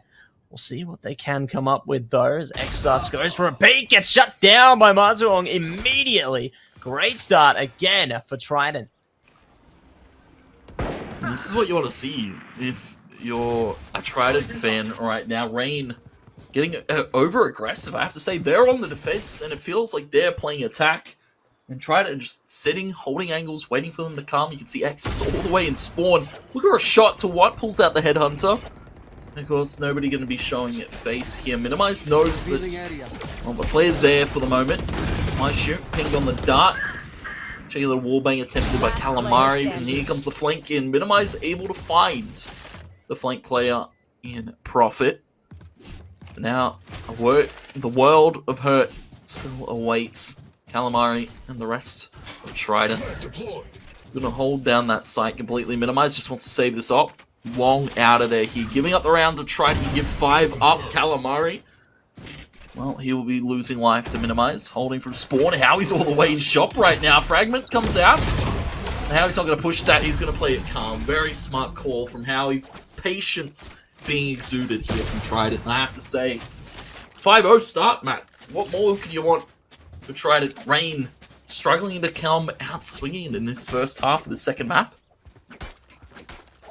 Yeah, it just feels like the defensive side just isn't it for them, Tony. It feels like maybe they're just trying to find how they can make an impact here. Like, they came off the pause earlier, but it seemingly hasn't helped them. They're still stuck in the same situation here. See how it plays out heading into the rest of this one, however. As it looks like the attackers now spreading through once again. Getting ready for something. Mazahong already picking up the first there. Exus tries to respond, but he goes down alongside Punda. Another one bites the dust there, leaving it all up to what? It's all falling apart all over again, Tony. Man, this is a complete role reversal of what we saw in the previous map. It feels like, you know, Trident look like they took the first map. The way this game is going right now, what? Does still have the wall. Snake Spites available, but a 1v5, not the most of likely against the team of Trident's caliber. You can already see Curse looking to peek the door. Comes out swinging with the shot. Flawless go Trident for that 6th. And Matt, that was against Rifles there. That was Rain on a buy, and this pause hasn't done anything for them at the moment. Mazahong 14-1, Bladestorm online yet again. Trident. The word, you said it, Matt, was unstoppable, and they're looking at. Let's see how far they can keep this up right now. As the side of Rain are just going to be stuck out on a strung together buy once again. So Trident do have the ability to have confidence they'll be able to take away this first half. Little to no resistance. Looks like they're playing very patiently early on here. I can respect that. They're not just going headfirst into an attack onto a site, not knowing their angles. They do actually get a spot out early on, though. Maestro, going for the engagement, does actually get a bit of damage, but goes down eventually. XYZ, a lot of confidence to actually stay there and re-peek into that fight. Yeah, it's, you know, Mazahong powering up his teammates, Matt. He's 14-1, but you're starting to see that really come alive with the rest of the roster with Prophet going for such an aggressive hold. Mazahong, a peek through that wall. He's just the lurk player here. The rest of Trident maybe posing a threat over towards the A side. You can see that how scared Rain are of this split play to come out. Exus and Punda going to be holding that position. Punda bottom of the board right now, Matt. You don't want to see that out of such a key impact player in that last game for the side of Rain. Mazahong back in form, it would seem. I'm going to walk up through middle, just a lurk out Punda. He curses his name and he finds a shot back. Mazahong to find Exus. Slide through Punda out in the open, and Mazahong a great read. Expecting Punda to get out of there after that first pick. Trident have the sight, and another pick to boot. Prophet finding one. All going to be down to minimize now. 1 versus 4. Mazahong could actually find them around the corner. Knife goes out though. They're somehow dashing around it, but they won't be able to live in that one. So Minimize will be able to trade out for the Vandal instead there. Nice little prize to come out of the round with. They're not trying to go for the round at the end of the day though. Just playing for life at this stage. Bring something better into the next one perhaps. Calamari, good peaks. Unfortunately not able to reach the peak of the kill though. It will be Howie to shut them down in the end. Good effort from Minimize. Taking out at least a couple. Round still goes to Trident though. And they take it away. 7-0 in their favor. Yeah, Trident just seemed to have Rain's number. After that last map, I'd really love to get an insight as to what the comms were like, whether it was dead quiet or Trident. They were just like, you know what? They got us on the first map. We'll take it. We'll move on to the next. Don't worry. And we'll move on to the next. They definitely have a strong start for Trident. Rain back to a bite. 4 ultimates online, and maybe this is where they can look to hold it. Exus taking a very aggressive position up top. This time finding the open onto Mazahong. That's a key point to note. Mazahong finding a lot of starting picks here. Exus also finding another on a Prophet. That's the way you want to hold B. This is nice signs of life coming through there from the side of Rain, Tony. They need this. They need desperately to find any kills they can. But Punda, it's been shut down. Seeing some signs of life from Trident as well here. Do have the shock dart come through there. Howie taking a slither of damage. Nothing else to really back it up as yet. They're still just going to hold steady. Our drone, though, could reveal their position if they hold still too long. Looks like they've got one of their own now being engaged towards the B side. Does get the tap on an Exus there. They're trying desperately to run away. Hunter's Fury gets activated as well. Might be able to catch at least one of them, but no, Exus goes down, and so too does the Spike. Spike goes down. Minimize takes out. Curse with Fragment, and you can see flash through. Both players detect it, and great little dart. And now it's up to Calamari trapped in this corner with 3 Rain players coming his direction. Not much Calamari can do. Low HP, and Rain finally are able to pick up the first round of Matt. The util dump coming in full effect there. The wall into the recon. They knew exactly where Trident were hiding. Great little round to pick up there for Rain. That's their first on the board. Really glad they were able to find some confidence in themselves there. Playing around those early operator kills definitely stacked them up to be in a better position to go for the round there. Now they've managed to get one on the board, they might be able to build onto that confidence heading forward from here. You know, that's only the first step. There's still plenty more distance they need to cover if they want to at least try and meet Trident eye to eye here, heading towards this second half. Here we go again though. We're straight into the round and the Blade Storm is already coming out to play. The Blades are out in full on force here towards the A split. It's Trident already picked up the first pick. It was Profit to find it on to Exus.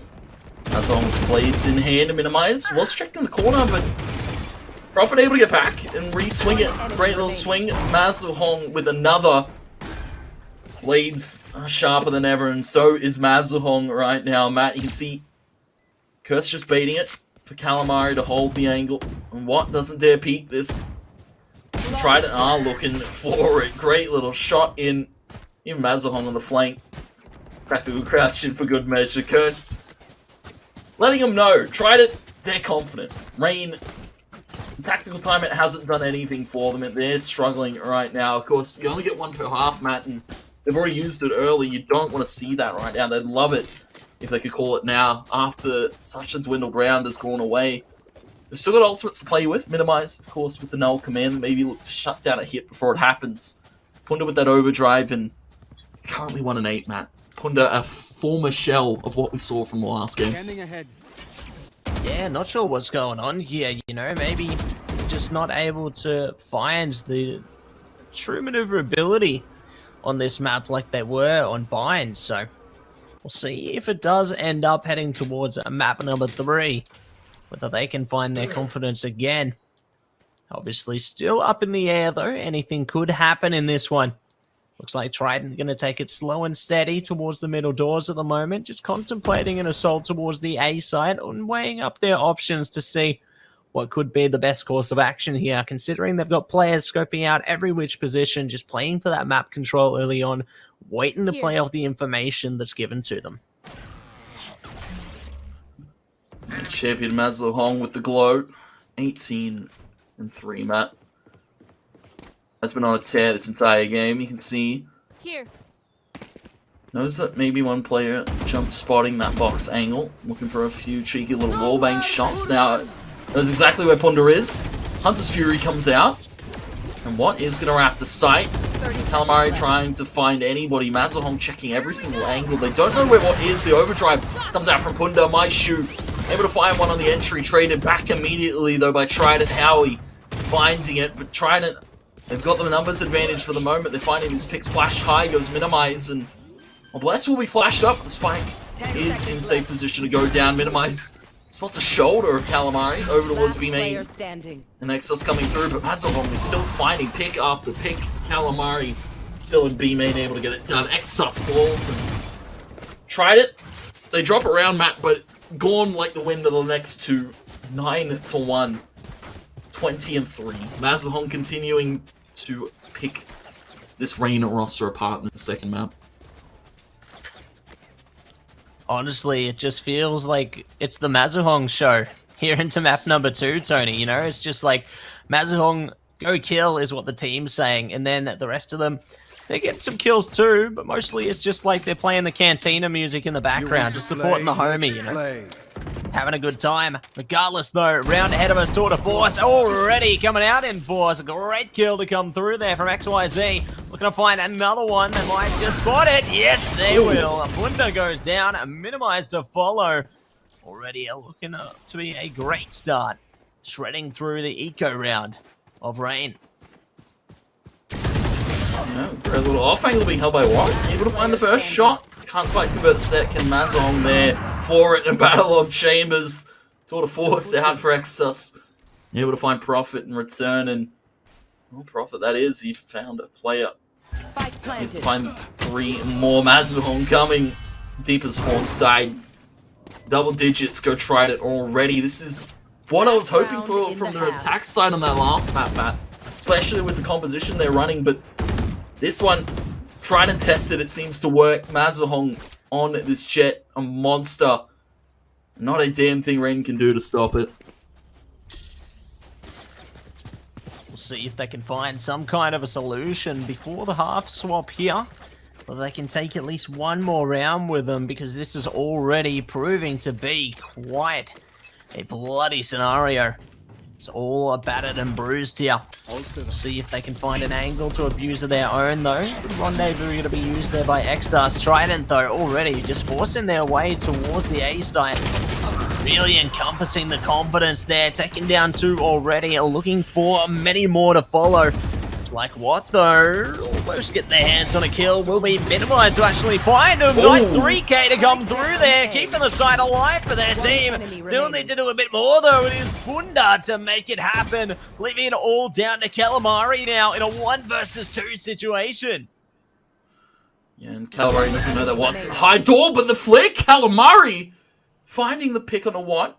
He knows exactly where Punda is. The spike's out in the open. Calamari just needs to find this last pick, checking every single corner. Spike behind the left side pyramid if he's able to pick it up. But Punda, top of the bridge, drops off. No sound cue given to Calamari. And not a footstep's been heard. Calamari forced to check every single position, forced to clear every single corner. Recon goes up, forces Punda not to peek. Calamari now able to wrap back to the site, plant the spike exactly where expected. Punda out on the bridge, out in the open. And Calamari able to pick it up. And Matt, that flick was absolutely godlike on the what? Immediate headshot. Try to keep the ball rolling. It's 11. It's 4 rounds in a row to close out the half. Yeah, great clutch coming through from Calamari there. Absolutely guillotining their initial opponent and managing to close it out confidently for their team as well. 11-1 at halfway point here. They will be seeking to win this pistol at all costs. And it will be at all costs that Rain try their best to do the same, because otherwise that's going to put Trident on map point, and we could be going to map 3 here, Tony. This is dangerous territory. Yeah, map 3 is sent. This would be an interesting one. If Trident look to go that way, then, well, anything's possible here. Rain outclassed on Breeze their map pick, and, well, a little bit more one-sided than our last one. Of course, 13-3. Trident, just continuing with his confidence. The Headhunter in play for profit. Mazahong getting a little bit greedy for it. Will be traded out by Rain, expecting the swing to come through, and but look at this position. Trident, they've got such aggressive take onto mid. Calamari and Blessed, both in such an aggressive position. Nobody's going to hear the cross, but actually, it's going to be Profit. Taken out. Headshot by Punda found, and A-site on the cards now here for Rain. As the fast travel, the fast lane goes up, the site completely shrouded in darkness. Nice little knife. But Trident now have to play for this retake. Looks like they're going to be diving into it now. Flash coming out there from Blessed, playing off of it. Exas finds one. Good trade by Howie. Going to be twofold now. Blessed joining in. More to follow. All down to Howie versus Watt. 1v1 situation. Watt has a little bit more HP here. Playing around the poison cloud for the time being. Howie doesn't know. Howie doesn't know. Maybe they find out. Getting the spot there. Frenzy in hand, 3 bullets and a dream. Oh no! They ran out of bullets. Just one more could have saved them there, but what? We'll be able to pull away with it. Spike goes down and around in their favor. This is the resurrection that Rain need. This is definitely the resurrection they needed, but it came down to the 1v1 match. Still so much work being put in by Trident, and you can see that's Mazahong powering up the team. It's not, like, you know, he's 23-5, man. As we said, Mazahong's been having a absolutely stellar game, but we're seeing some great picks come out of Howie. We're seeing some great duels, some Headhunter shots from Profit. Definitely back in his element on this chamber, I feel, as to opposed to the secondary duels he was playing last game. Minimize, able to hold on for the moment, take a quick little pick out on the Profit, but there's still a few players that tried it here with the Marshal out for Bless. This could be good. As you see, Minimize is tagged to that corner. The fragment comes in to flush him out. Minimize falls, and wants a 3v3 to hold down this site, and still 2 players in this site here for try to make it 3. They're all on the other side of this wall. Wall goes down. A quick little trade from Calamari, but Maishu able to pick up a quick Sue. That's what they needed. Rain, they find 3. Trident, it's just an eco for them. A great comeback to begin with for the side of Rain here, but as you said, Trident are going to be bringing out the big guns now themselves. Do have the Vandals across them, one on the Spectre there in Profit. We'll see if they are going to be able to take something out of this round, or whether it could be Rain really getting into their element on the attacker side. Trident certainly were able to do just that on their own attack side. So let's see if Rain can bring out something similar here in these dire circumstances. You want to play? Let's play. You want to play? Let's play. Tour de Force out in full swing here. Rain, you can see actually giving some respect to Trident. Know that they like to play aggressive, and well, they're going to be playing a little bit more default, holding for Trident to come to them. And well, Mazal definitely thinking about it. Exos, as you heard, the Tour de Force was pulled. We're going to check the left-hand corner now. Can check the right. And who has the better angle? It's Exos. Make up. It's Calamari looking to trade it out quickly, but Rain, they're not going to overstep after finding that first pick. Minimize has stuck up through the hallway, and down through the door, and down and dirty in the mix. Minimize able to pick up 2, and the spike will go down at A. Tried it. 2 players left to try and salvage a read sync here. Got 1 flash on Blessed, and not a whole lot. The Headhunter here, and the Spectre for Profit. This is a rough round for Trident. They could call for a save, but at this cost, I feel like it's not really worth it. You've got just a Spectre and a Vandal. Just make it a Vandal and light shields here for Blessed. Could look to walk it out. And walk it out he will. There's going to be another round given up to Rain. 3 in a row. Off the pistol, Matt. This is the way Rain want to be coming back into this one. Definitely kicking it off with a bang there. This is exactly right, Tony. Perfect way to reshape their fortune here. We'll see if they can continue in a positive direction. Heading further into their own attacking side here. It's Trident forced onto the defense, doing everything within their power to find success, but now they're on the other side of the scale. It does prove pretty difficult. If Trident can find at least 1 round out of the next upcoming rounds, they can take themselves to map point. That could put them in a much better position than what they are now, but in saying that, they're really going to have to put a lot of work in to try and quell the efforts of Rain here, as they've really started to get into the zone and gear on through. Ooh, Mazahong, a start that Trident kind of need right now, especially with only 1 Vandal in play. Given it to Mazahong, he finds a quick pick. There's another gun in play if they want to get it from Elbow, and it will be picked up by Howie. And Viper's pick goes up at A. Welcome to my world, says Rain. Shrouded in darkness is the A site, but still a light at the end of the tunnel. Could be these 2 Vandals in play for Calamari and Howie.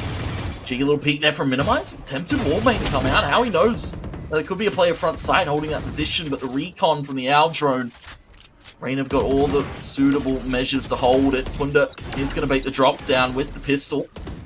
Calamari to find Minimize. Another bait here from Punda. He leaves his pistol down there. Howie finds a shot in the Minimize shoe. Calamari falls at the back of Hall, and finally we see Punda come alive. Down through the chute. And 3k for Punda. 5th round Rain. 5th.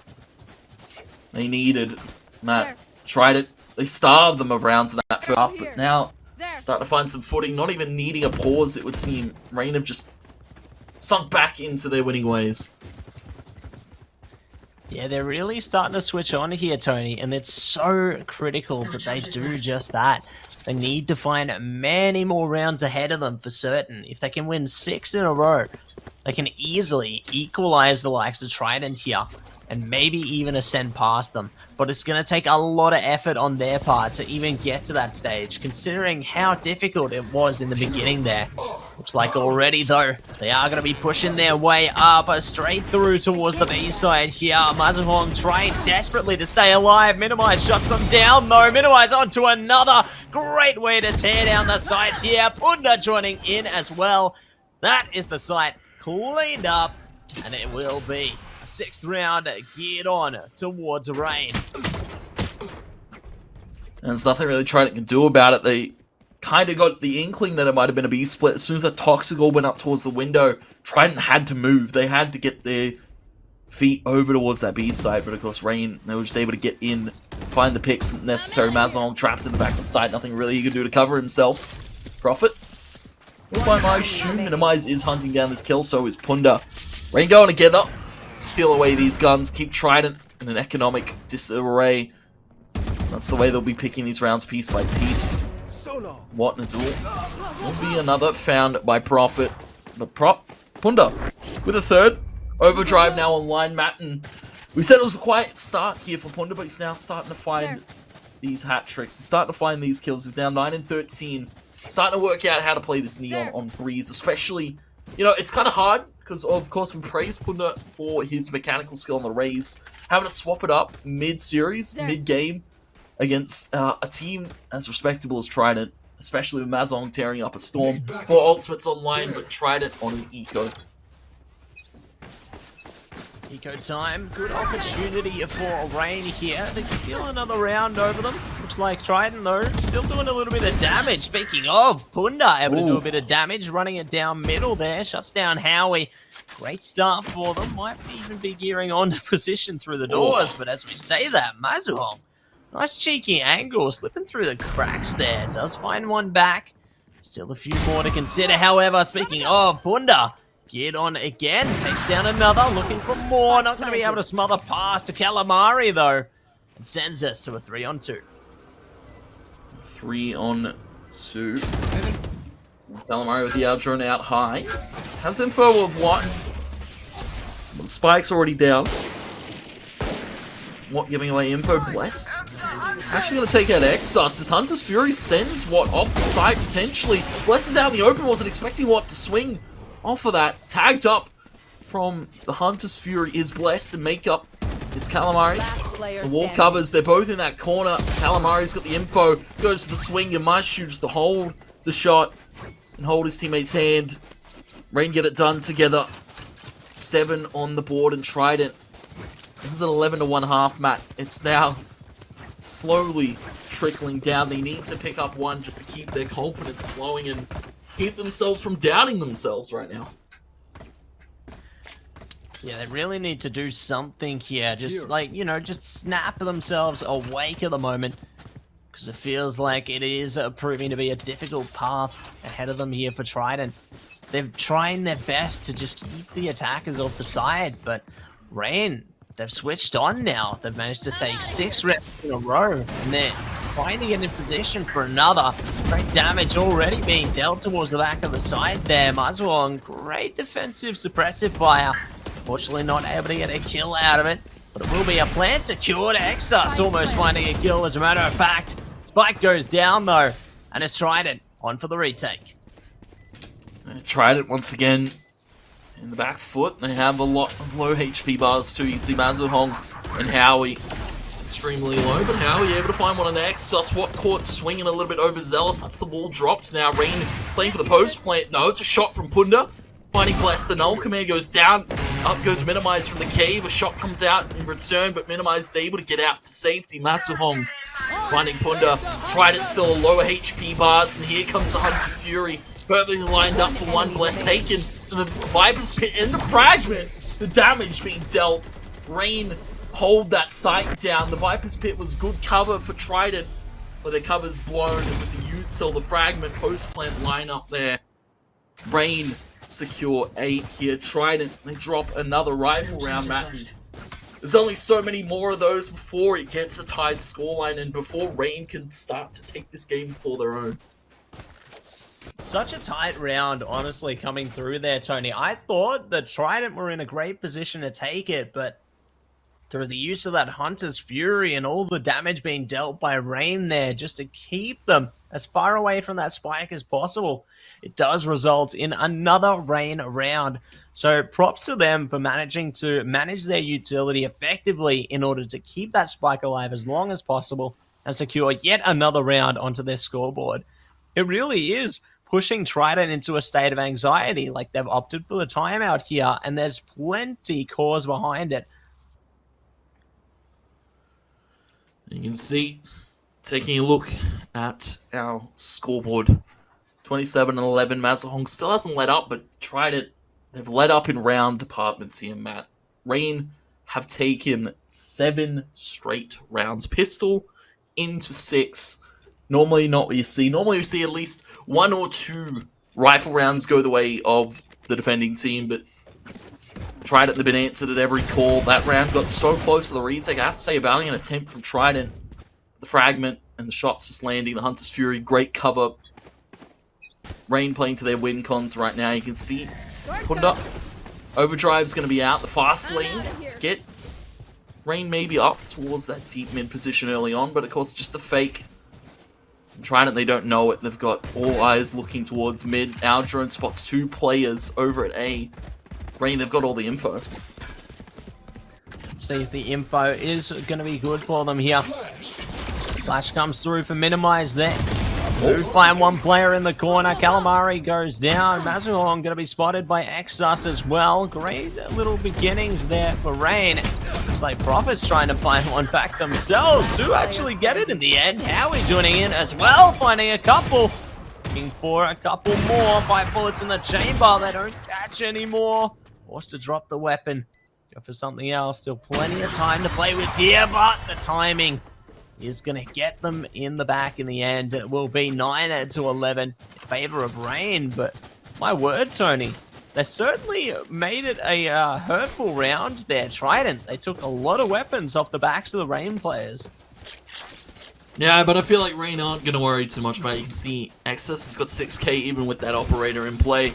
Rain, they can lose all the guns in the world. They can lose all 5 players, but as long as they win the round, that's what matters to them right now. Trident, they need to keep hold of their guns. They need to keep a hold of this game right now because it's slowly starting to slip out. Raid 1 away from 10, 2 away from tying it up. And for a team like Trident, a young team struggling at this last hurdle, you don't want to see it right now in this opening week for them.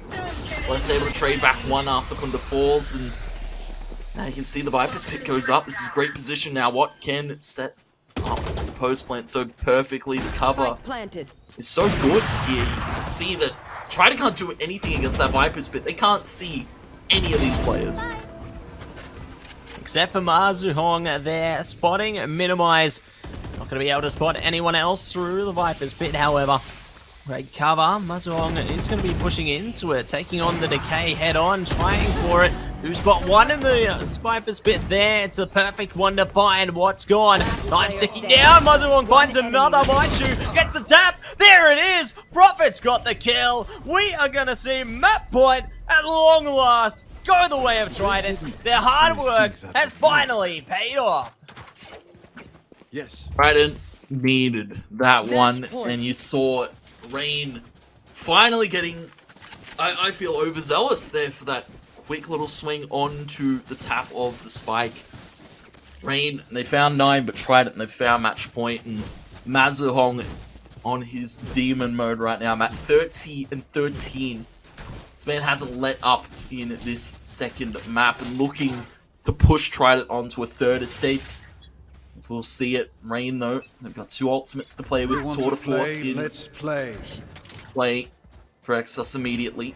Toxic Orb goes up. They're looking to just take some straight A control. No crazy splits. Just send Exus up through the hall. And the rest of them out through towards the site. Fast lane and the Vipers, or the Toxic Screen gives great cover here for Rain. Just walk it in with Exus applying so much pressure here towards the hall. The flash comes out. Teleport rendezvous to safety. Punda to find another on the Mazuhong. Nobody from Trident overstepping anything right now. It's all Rain trading out these picks, finding these players. Calamari caught up on the bridge, able to drop off to safety. Minimize scoped in. Can't find these taps and needs to be cautious. Down to 5 HP. And a brave, scary duel for Minimize to be going for. Confidence, maybe. Exus to find Calamari. And now, of course, Prophet forced to save. Good round to come through from Rain there. Definitely managing to topple over the players one after the other and keeping that round gap between them. Only 2 rounds, Tony. Double digits is secured for Rain now. They should be in a good position to try and do a little bit more heading forward as well. Looks like we already are seeing the Trident players pick up whatever rifles they can. However, obviously Prophet did manage to keep their hands on that operator, so that's definitely going to be a positive impact maker. Heading in at round number 23 now. Looks like the side of Rain is ready to do whatever they can as well. It's a win or lose situation for them. They're not going to be too fussed about their money here. Just going to be doing everything within their power to keep control. It's all about maintaining control, Matt. Just 1-2 pick slip. This could be game over. This could be lights out. This could be Trident looking to take us to a third. As long to find Punda to start it. The rest of Rain looking to exec this B site. Great little angle and aggressive one being taken here by Prophet. Can rendezvous to safety. At the drop of a hat, the wall set up for the post plant. Reed saying here, if Rain are able to get into the site, walk it up they will. Howie gets some cheeky little pot shots through that wall, finding minimized. The rest to come out. Howie's still looking for a few more pot shots, but the rest will come through. And so will the shot from us. Reign of Tyranny as Rain pick up the B site, play it. Now it's Trident here for the post. Mazahong and his teammate looking to come in full swing, but not if Exus has anything to say. Needs to be cautious of Bless. The flash comes out, but it's Exus again, just hitting shot after shot. Matt, relentless. This guy is. Minimize the back of the side of the fragment. Stopping Trident in their tracks. Calamari down to 5 points of HP. Rain have got this site on lock, and there's nothing Trident can really do to walk it with Exus for 4. And it's Prophet to walk it out. The quick little pick to minimize low HP, but Exus is coming in, baiting and jiggling it. The wall good, and the ace is found. Exus with the movement. And that's 11-12.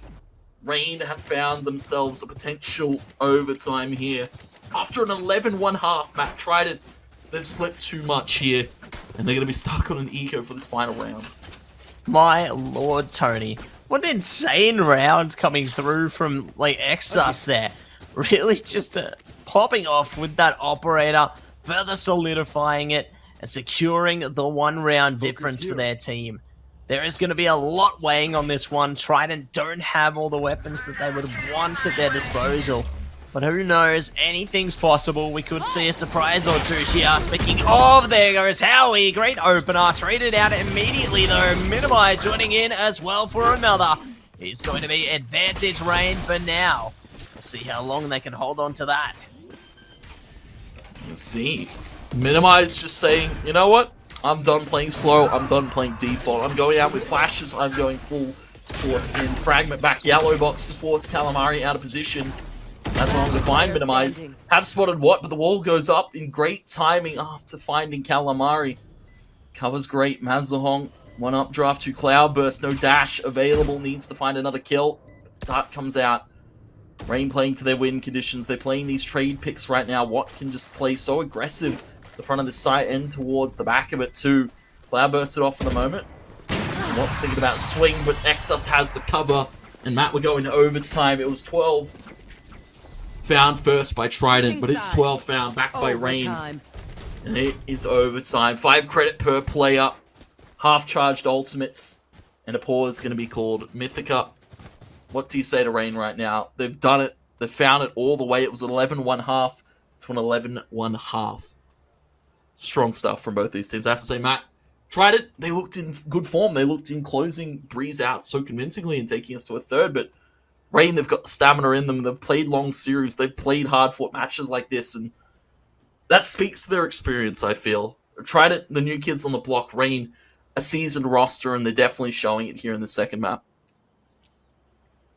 Definitely admire the energy and endurance that's coming through from the side of Rain heading into this series here, because like they were in quite the precarious situation there, but they managed to remain steadfast, hold their ground, and prove that their confidence can pull through for them heading towards the later stages of this game. Their attack side definitely doing wonders for them, and we'll see if they will be able to bring that forward. Heading into overtime now. The timeout has run its course. We're into the freeze time here. Players going to be positioning themselves to do the very best they can. Rain obviously being back on the defense now. that could play a bit of a factor, but with the confidence from the last half, who knows what can happen here, Tony. It's all going to be tested here in OT. And it's going to be an interesting one. Trying getting to start that attack side. Rain on the defense. This is where Rain struggled. Their defense side was very, very lackluster. Trying to kind of just walked all over them. You can see Mazahong maybe expecting an early pick. Punda is going to go for said aggressive pick. His teammate Nexus to follow him up. And Howie actually going to be the one taking the opening duel, losing it out to Exus, but Calamari finds it back. 4 per roster. The rotation for Rain through the spawn. The cautious of Trident for a potential B split. Minimize. He needs to be cautious. Prophet holding this angle. You can hear the jump peeking coming out right now. Trying to bait actually an aggressive swing. Minimize caught with his knife out. And you can't really be jump swinging all too often. Sound cue given and Trident an opening maybe towards the A side. Opening is what they need, and it will be capitalized upon there. Great few kills coming through for the Trident side here. Spike is going to go down. The Rain players trying to rain down from above as well. Mazalon gets another one. What's gone? My shoe to follow. And just like that, advantage Trident. Switching sides. It's the way the cookie crumbles. It's the way this game has been. Defense. So rough for both these sides, and now it's Trident to their defense. It's Rain now to the attack, and I have to say, Mazahong still showing up in full force, Matt. 35-16. Very good combat score for the man. Mazahong unleashed against Rain in this second map, and could look to go to a third, because Trident may have match point yet again. One more to claim it. Rain not going to stop it, but it's Mazahong to fire off on all cylinders. It's another for Prophet, looking to put the final pieces in this coffin. Poison orb emitting. Spike's dropped. Poison orb. Watt's trying to get the spike back. Punda has found the pick. Here you can see that Prophet so aggressive, able to flick onto Watt. Spike in the full hands of Trident, and there's nothing the Rain can do really to retake. Get 22 HP for Mazahong if they're able to catch him out in the open. The Spike's lost, Matt. They've got a whole minute to work with to reclaim it. Rain, they're in such a rough position. One enemy remaining. It just gets even rougher. Minimize the last man standing now. 1 versus 4 situation. They've been spotted by Calamari. Trident looking to try and put the final nail in the coffin here. All they need is just this round, and there it is. Defenders win. My word, Tony, what a way to go through map number 2 there. We are going the distance all the way to Ascent. My gosh. 14-12. Not a scoreline I was expecting to see, especially after the first 5 rounds of that game. Trident looked in control for the entire first half, and then it slipped so desperately out of their hands. And we take a look at the scoreboard, Matt. Trident, Mazahong leading the charge. 7 first bloods, 36-16. Average combat score of 355. Doing it better than even Punda could in the first map. Mazahong, the difference maker here. Trident able to pick it up. I saw some good rounds as well from Prophet. Trident able to piece together a victory and looking to take us to a third map. Both teams trade map picks here. Breeze, Rain's pick goes Trident's way. We go to Ascent out of Decider here, and if that's the way Mazahong's now playing, I'm scared if I'm Rain going into this third map. It's definitely proving to be dangerous territory, and we saw that Punda was basically being nullified a lot of the match there by the Trident roster. So if they're able to continue to just nullify Punda, it really does stop a lot of the stopping power that does come through from that Rain roster. We did see some success, obviously, but I feel like it is going to be a factor if they're able to shut down the key fraggers on that roster like they did in that last matchup. We'll see, though, heading into Ascent, if Punda is able to return to their former glory. Yeah, it'll be interesting to see what we see out of Punda. Maybe a Yoru here for our final map. But, Matt, we're going to go to a quick break while we set up for map number 3 here. You don't want to go anywhere. It's a set just after this.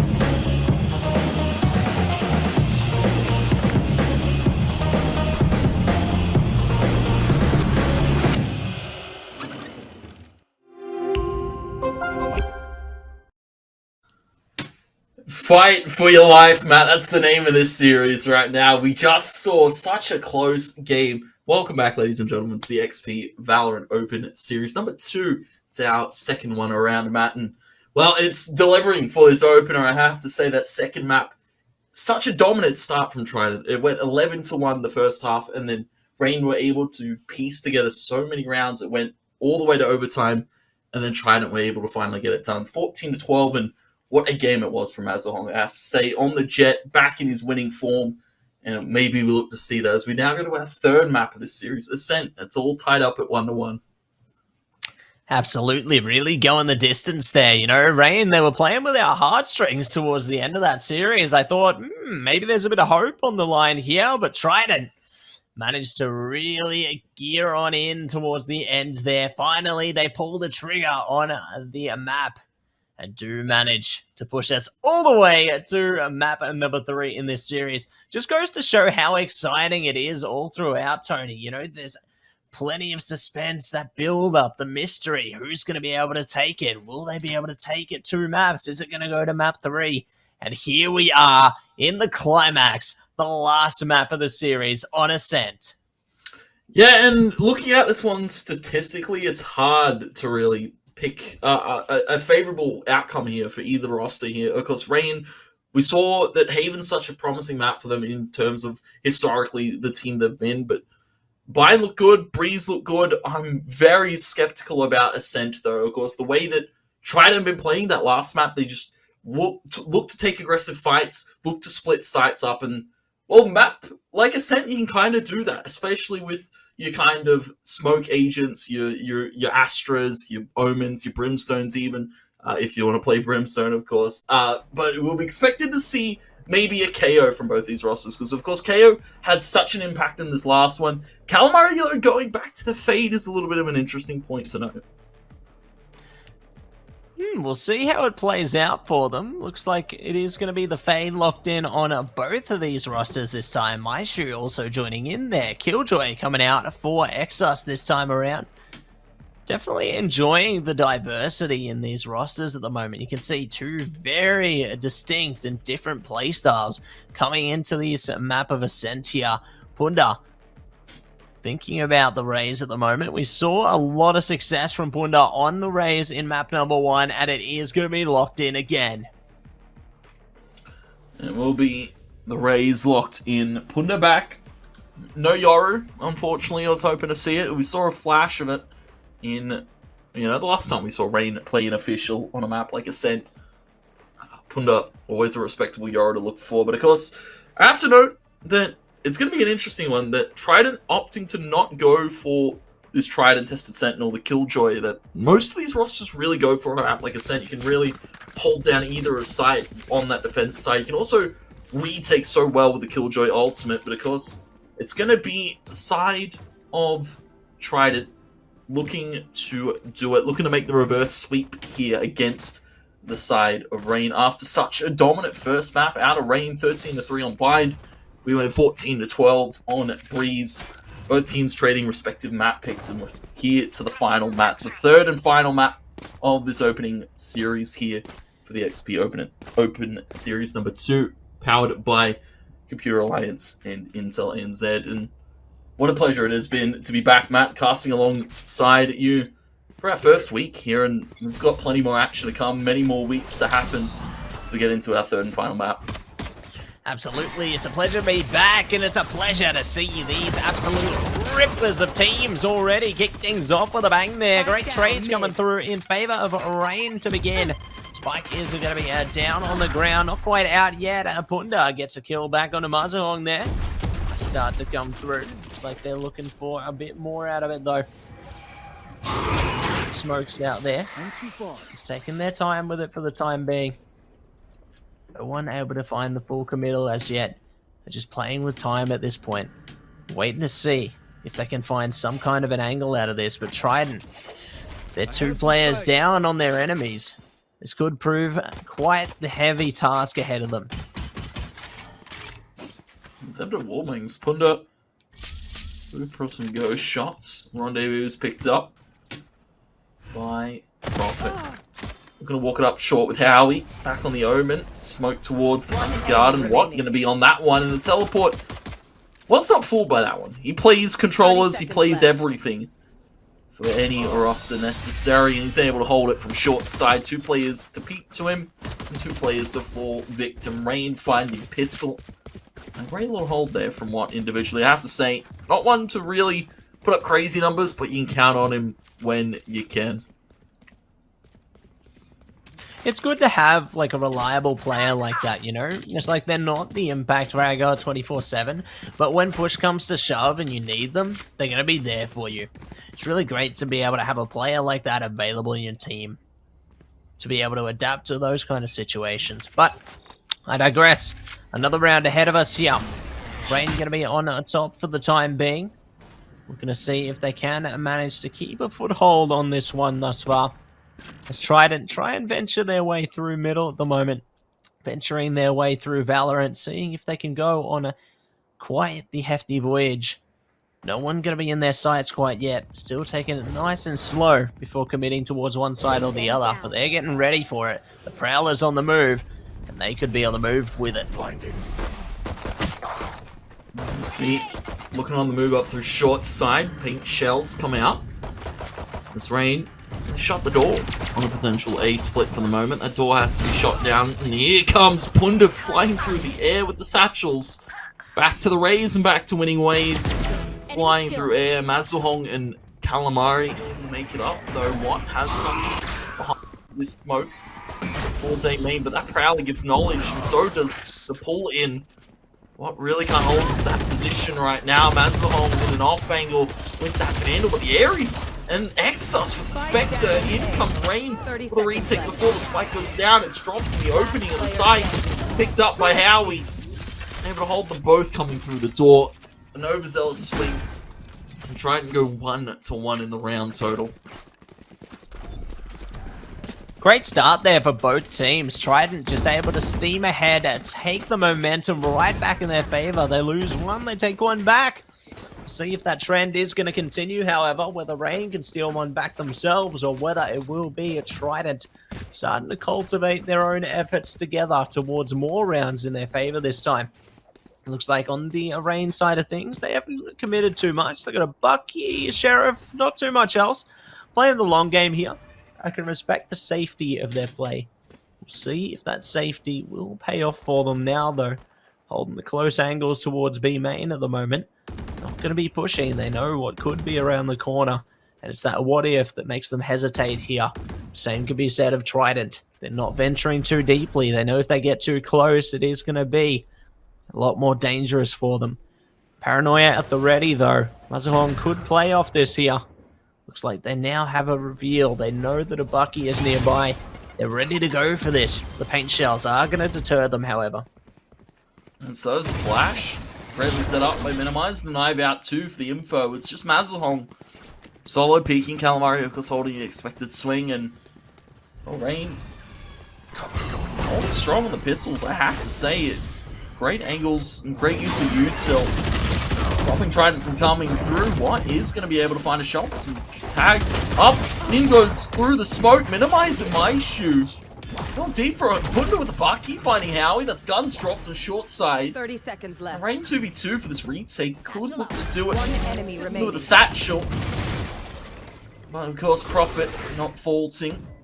Exos has picked up this Vandal. Just needs to find 2 players. Putting up Sentry. Turret doesn't play a holding for it, but the wallbang comes out. Exos. Vandal in hand with 55 HP. 1v1 against Prophet. Great reposition. Has snuck underneath Heaven. Exos, he expects it. Unfortunately, caught on the drop down, caught in the angle. Prophet able to find it. 3k, find Trident second round of the half for themselves. Rain. That was an eco, and they stole away 4 guns, Matt. Yes. It's definitely going to be a confidence builder for them if they're able to make that kind of an impact onto the Trident economy. When they have weapons in their hands like they do now, if they get the kills, they might just be able to eco out Trident entirely. That could be a dangerous game if they're willing to play it. See if it will work out for them here and now, though. Only player with an ultimate currently is going to be Howie on the Omen from the Shadows. Available and at the ready. Don't know if it's going to come through in this round, though. Trident. Taking it nice and slow early in the round. Playing for control through towards a middle there. Just looking to push towards Pizza at the moment. See if they can gauge what's happening nearby. See if they might be able to swing their way towards some further control towards B there. The door gonna be busted here by Calamari. Gives info over to Rain. 2 players deep and short. This is a great aggressive position to hold for with the teleport coming in from Howie. Minimize. And what? They back off. Getting away with a pick so freely given to them. Prowler. Sentry turret set up towards B main. Mazuhong just looking for an lurk pick out here. Rain playing so cautiously. Not showing anything for him. Not showing anything for it yet. Something could be shown soon as Maishu picks up one, Exos onto another. Great double up coming through there. Blast is able to trade it out though.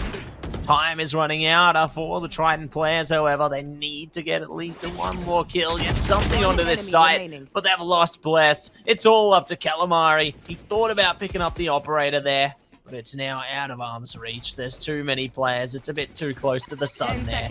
Calamari will look to scurry away from the site and get away with their life here. Play too close to sun, you'll get burned. Trident inching their way too close to that one, and Rain able to hold it down completely. Great play from the B site. Exus on this Killjoy, I have to say. A very flexible Sentinel from what we've seen. He's picked up the KO, and I was expecting maybe to see that out of him, but Minimize looking to take up that agent in this one. That's a good spot. Yes. You can see Rain has a roster, even with a few players coming in.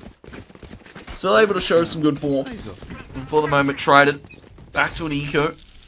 Vandal out though for Calamari could be good. The one saved from the previous round. A hero one for this one. Trident look to just send it up through short. They're going for an A split and well, full side of Rain, and they've gone for a deep A main push. Prowler in top and on what? Can't really do anything. Minimize can't really help him either without giving away position. Fragment comes out, the swing comes in. Masuhong actually going to be taken out by Minimize, and the spike's down at A. Trident are doing this with no guns. And still able to find these picks. It's a headhunter shot to my shoe, and it's a 2v2. Both Trident players up through heaven. Looking to wrap the spawn. Exus with the operator. Missed shot, gives away position. Able to hit another. Able to reposition for another shot. Perfect hold from Exus. Rain, they lose a few members, but they still get the round in their hands. 3-2. Trident on an eco now to apply with 4 ultimates apiece. Matt, this is going to be an explosive one to look at. You've got the Showstopper. You've got Nightfall here for the side of Rain. They've got the Killjoy Ultimate 2 for a retake. This is going to be hard for Trident to hit into. Placing swarm grenade. Great round coming through there from the Rain side. Trident definitely making a statement with how many players they managed to take out here. Back on the weapons now as well themselves. Speaking of, big weapons been brought out in the tour de force there. Trident already committing the big guns into this one. Looking to see if they can manage something early on here. Exus, it's going to be spotted out towards Pizza. Forced to fall off towards the B site now. Does create a bit more of an opening. Trident can play a bit more clearly towards middle. Maybe get their way up short through towards Garden. Perhaps, speaking of, there is a nice kill being launched there towards A main. Minimizer's gone. Leaving only Watt, and Watt's managed to crumble as well. So, Trident will be able to open up the A site for the taking. And we can see Trident. We will see a quick technical pause while we sort it out. I believe a quick technical issue. Of course, I believe something happened there, but you know, it's interesting to see how that game's unfolding right now, Matt. Very close affair still. Trident playing very aggro, I have to say, considering you know their composition. Considering how low their economy is at the moment. Yeah, I have to say, Rain, good defense so far, being put up by Exus, and definitely showing some good form in this final map of the series. Nobody really slouching at the moment. Mazahong still looking for some aggressive picks and still looking to start it off well. Yeah, everyone's sitting up straight. You can tell they've done their posture checks before the match, during the match, and maybe even there after the match, Tony. You know, posture check. You know, sit up straight, Tony. Sit up straight. Now, we're going to be getting into the game again. It looks like we are in to pause at the moment. Looks like we're just trying to resolve the issues that we've been having here. We'll see if we are going to be able to manage it. Loving a little bit of the commentary you see from some of the players in the chat there. Hopefully we should be able to resolve whatever is being experienced at the moment in due course, Tony. But Tony, I got to ask you, off topic here, how are you doing, mate? How are you coping with the colder weather that seems to have run across Australia at the moment? Oh, mate, I'll tell you what, thank God for my little sunbeam heater here just at my feet, keeping me warm and keeping me well heated here while we cast some lovely Valorant. And of course, you saw, as you alluded to, Howie, cheeky little banter there. Go back to Counter-Strike, maybe, who knows? We could swap it over mid-game, who knows? Yeah, but of course, run it on Dust 2, yeah. Run it on Dust 2, it's close enough. Mirage, maybe, who knows? Yeah. A bit of a mix play here. a bit of cobble, you know. Play a bit of cobblestone, yes. A classic in the pool, I have to say. Yeah. Bring back cobble. But Ascent, it's always an interesting one to watch for a team, I guess, of Trident's caliber, who's very kind of unknown at the moment. Some of the players on this roster we haven't seen at this top level of competitive, going against Rain, who finished top 4 in the VOT just recently, and of course. We saw some respectable results in that lower bracket. Rain almost got it done against, I believe it was Order in that lower bracket final and really put up some heavy numbers, I have to say. But, of course, it's an interesting change-up that they've gone for. I don't know if this is a permanent one yet, but, of course, Elsno not on this roster, walking the shoes of Elsno, and everybody really kind of changing up what they can play. Minimize now to this kind of more flash-oriented util style of play that we've seen from him in previous iterations of different rosters, and it kind of works for a team like Rain. Putting Minimize on these kind of playmaking flash agents, able to set up for his teammates, able to set up Punda for some big picks, of course, we saw in map number 1. And then, you know, it kind of fell by the wayside to Mazahong just absolutely tearing shreds in that Breeze map. Of course, we've seen very little of it so far because we've only seen a few rounds, but overall, this is kind of the new kids on the block trying to prove themselves against the top 4 roster. And I'd say that they're definitely making some proving statements, you know, throughout this series. Like, they managed to take away map number 2. Sure, it was, you know, it was pretty convincing at first, but then it got a bit closer. So it shows that the veterancy definitely does still play a factor for the side of Rain as well. But Trident definitely have that capability there. Like, we've gone all the way to map number 3, you know, that's a proof in of itself that they've got what it takes. I feel like they just need to play into their consistency a bit. And I think that's going to come with time, Tony. Yeah, it's going to come with time. It's also going to come with experience, I feel, against, you know, this is a few weeks long of a league. You know, you get your chance to play best of 3s against some of these well-respected rosters. Of course, Honey Badger's in the mix. The RIP, the gym roster with the Swole Doge. Of course, we saw the logo in our pre-game, of course, before we got into this series. But, you know, it's going to be interesting for a story like Trident, who, you know, they've come together recently, pick up Calamari, looking to find where they kind of sit in terms of the pack right now. Because a lot of these teams, you know, Order, of course, taking the VOT, going overseas to represent OS. A few of these other teams are looking to take a break now, of course. You know, there's not competition for a few months, but we've got XP. There's always competition here in OS, and you can't take a step off the gas for any moment. You have to keep the scrims going. You have to keep the prac going. Despite a few of the higher teams' competition maybe taking a break, you've still got your rosters here. You've got, of course, the ex-Mind Freak roster, the gym roster now. We've got Rain, we've got Honey Badgers in the mix, Trident. This is where they can test themselves. This is where they can really prove themselves as a roster overall. Absolutely, Tony. It's really going to be proven heading into the rest of this series as well, Tony. And I'm pretty eager to see, honestly, more from Trident heading forward, you know, because I feel like Trident are definitely doing the best that they can in this series.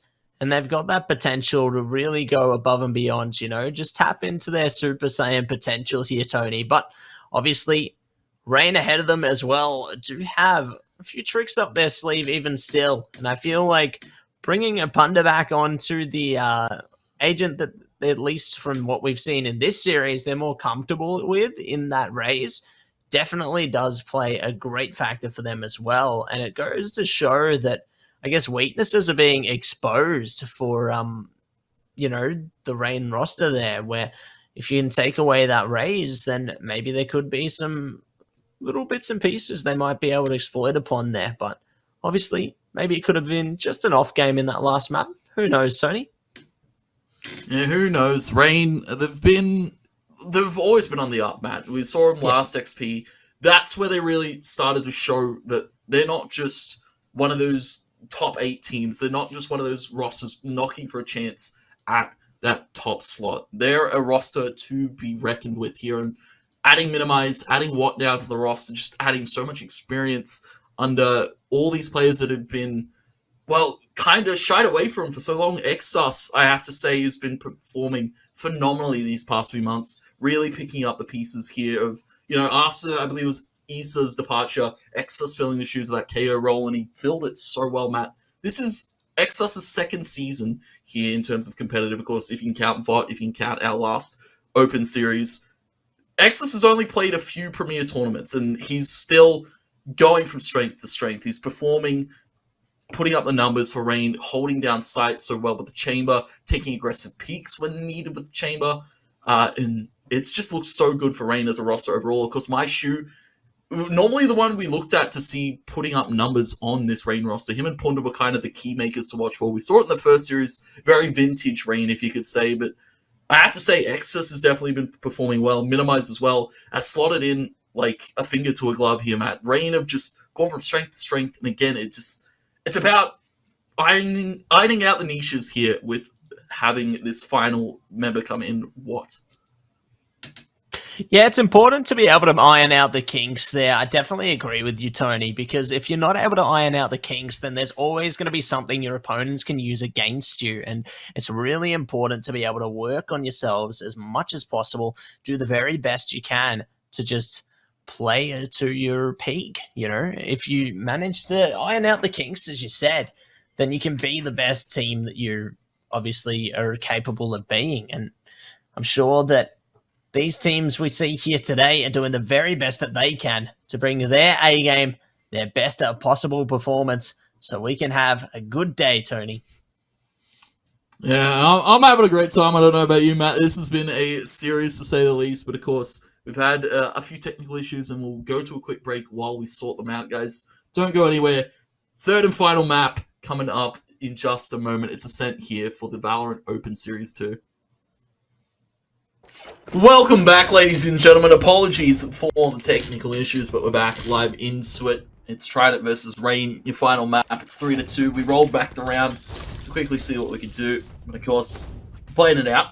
Guns being purchased here for Trident.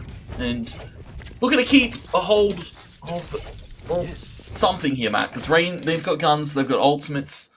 Both teams have 4 out of the 5 available, and it's going to be an explosive one. As we said, the lockdown, the null command. Rain have got all the inklings of a great hold to come.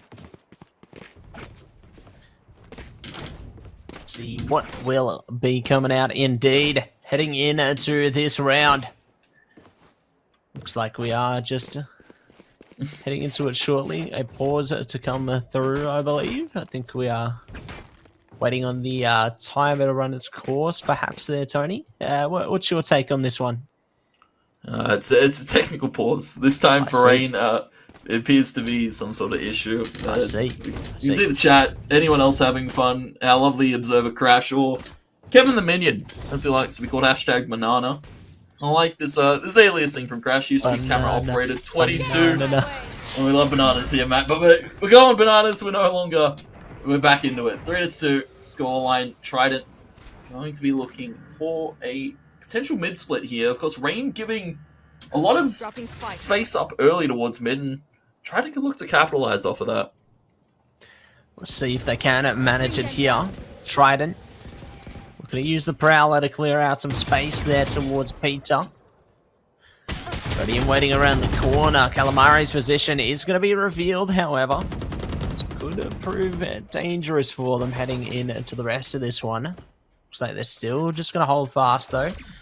Not venture too deep as yet. Still just take their time with this one. Good detect, though, onto Prophet. What now? A bit more aware around that corner. Just going to jiggle peek around it. Time starting to really trickle down, though. Split A could be in order in due course here. Mazazong is ready and waiting. And here they come. Here they come. You are powerless, potentially, to take this site off of Minimize here. Mazahom is flying in with the knives. It is a quick little pickup, though, from Minimize, who's just going to hold the back and generator. Mazahom able to find Minimize, though. Let's see. Lester will fall and Ult Command goes down, and Calamari to find Exus. It's all going right for Trident. It's all going wrong for Rain. Lester find the final. My shoot falls, and Trident able to answer 3-3 here. Rain, as I said, had all the makings and util possible to hold that site. But Trident explode into the hit, and it pays off. Tied scoreline, and Rain, they're forced to eco now, Matt. Forced to eco, but they got 5 ultimates available to them, so they might look to play around them maybe into the next round. Definitely at least gives them a few options, though, heading into this next one. Looks like they are just posting up a couple of players towards the bottom and middle there. Trying to see what is going to come towards them. Speaking of, there is going to be a showstopper immediately activated there. Oh, sent straight towards Bless. There's 1 kill found. Nicely done by Punda there.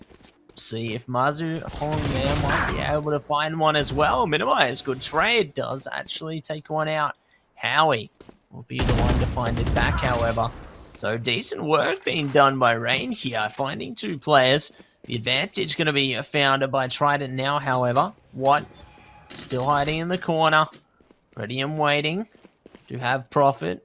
Pushing up to their position. Not going to check the corner. They go down. And what? Sent it into the 2 versus 1. Exus getting a bit close there. Does find a bit of damage, but not enough to win the fight yet. And so the door is shut down. And the spike goes down. Always a smart play to be expected from What. You can see that Howie was maybe expecting a quick little cheeky swing from Exus, and Howie to pick up 4 on the Omen. It's always interesting to see, Matt. Of course, a lot of these teams have been picking up the Brim, the Astra recently. Of course, Viper's fallen out of favor, and Astra's been kind of the one to replace for the smokes, but Howie on the Omen, always go back to classics, go back to the textbook. Howie 11-4 to start this one off for Trident, and I have to say, Matt, he was kind of a key unsung hero on Breeze, especially on some of those split takes. We saw that Wolf was so effective in getting Trident into those A-site takes, and, well, Howie a bit of an unsung hero in this series overall. We'll keep our eye on him as this game progresses, but for the moment, Trident, you're abusing the fact that Rain just aren't holding mid. Yeah, they've shied away from that position, haven't they? And it gives them a lot of freedom to do basically whatever the heck they want onto the map, because they can just run it down middle, create space towards the CT spawn position there, even through B, or they can just work their way up towards A short or towards A. Like, there's just so much freedom for them to do whatever they please here. Like now, they're already pushing up through short there, getting close towards this A side. Rain, they're playing so passive, so far away. Punda's gone down as well on Heaven. The openings just keep being afforded towards Trident here. You can see, Spike go down, courtesy of Howie. Great little shot there, Prophet to find my shoe, but what? He's still working around this door. It's another from Prophet though. You can see, Minimize, Soul Man to read, Sank, forced to give it up, Trident. They look to split B with all of that mid aggression being taken, but they can just wrap up through short and just plant straight to that site. Great picks. Great rounds being found by Trident right now. You saw that Rain really started to pick them back up in the early stages, but Trident They're here for keeps, maybe looking for that reverse sweep potentially. Minimize just looking to keep a hold of the gun. They'll command for the next round to come. A wide swing. Tour de Force 4K. Profit. Starting to pick it up too. 5 rounds go Trident, and well, Rain maybe forced to eco yet again. Definitely proving to get a little bit more dangerous now as Trident starts to build up a lead here. Rain going to be basically ecoed out as well. We could see a 3-round deficit be afforded in favor of a Trident here. They're definitely going to be happy with that one. A gift going their way, it would seem. Let's see how it plays out heading into the round now, though. Punda going to be holding towards the bottom of middle, ready to deal with any utility that comes their way. Their teammates, not so much, though. Punda still holding steady there. Ready and waiting. Does avoid the flashbang. Goes for the shot. Will be shut down by Calamari. Now left to the 3-on-5 situation here. Try again. Shot. My shoe takes out Howie. The info's there. Calamari. Shooting range for 1, but Exos able to trade it back and Bless. Looking to pray for the heavens and pray for the blessing of 2 picks. Exos what? 4. Bless doesn't give up his gun. Trying to keep 3 alive for that one. 6-3. Rain back to the bye with 4 ultimates. We tried it. It's one they really much needed. Keep the ball rolling. 4 rounds in a row that found tactical timeout here for Rain. Was expected to see that one maybe a little bit earlier, but 3-6 not a bad call to make. How do Rain really break it down, Matt? For me, if I'm Mythica right now, I'd say you guys need to show some more presence mid. I can definitely agree with you there, Tony, because they just keep giving them so much freedom. It's as we were talking about earlier. Trident just have freedom to do whatever the heck they please. Like, they can run it down towards pretty much any side of the map that they want with basically no contention. It seems like Rain are just forced into this turtled up strategy where they're just giving them so much space until it gets so close to the shell that they have to go out and defend themselves. I don't know how effective this tactic is going to be for them heading towards the later stages of this half here, because already Trident have built a solid lead. The best that Rain can do at this point is meet them 6 for 6 at the halfway point. Any further rounds for Trident here means they're going to take a victory in this half. And, well, it's going to be up to Rain to pick up these last few rounds. Of course, they've got the lockdown, they've got the null command map, they've got the Nightfall too. My shoe can really stop this ultimate from being a key factor here and stopping the side of Trident pushing a site. You see, they've identified that they've given up a lot of mid control, so they put a few players towards this market position, and it actually pays off for the moment. What? Able to find that first pick on a Blessed. And now, tried it in a little bit of a back foot. They've taken a little bit of early damage, and they've lost all their footing towards mid. The trap has been triggered, and it has been sprung, and it's been wasted. Matt, Trident now look to maybe pressure towards this A site.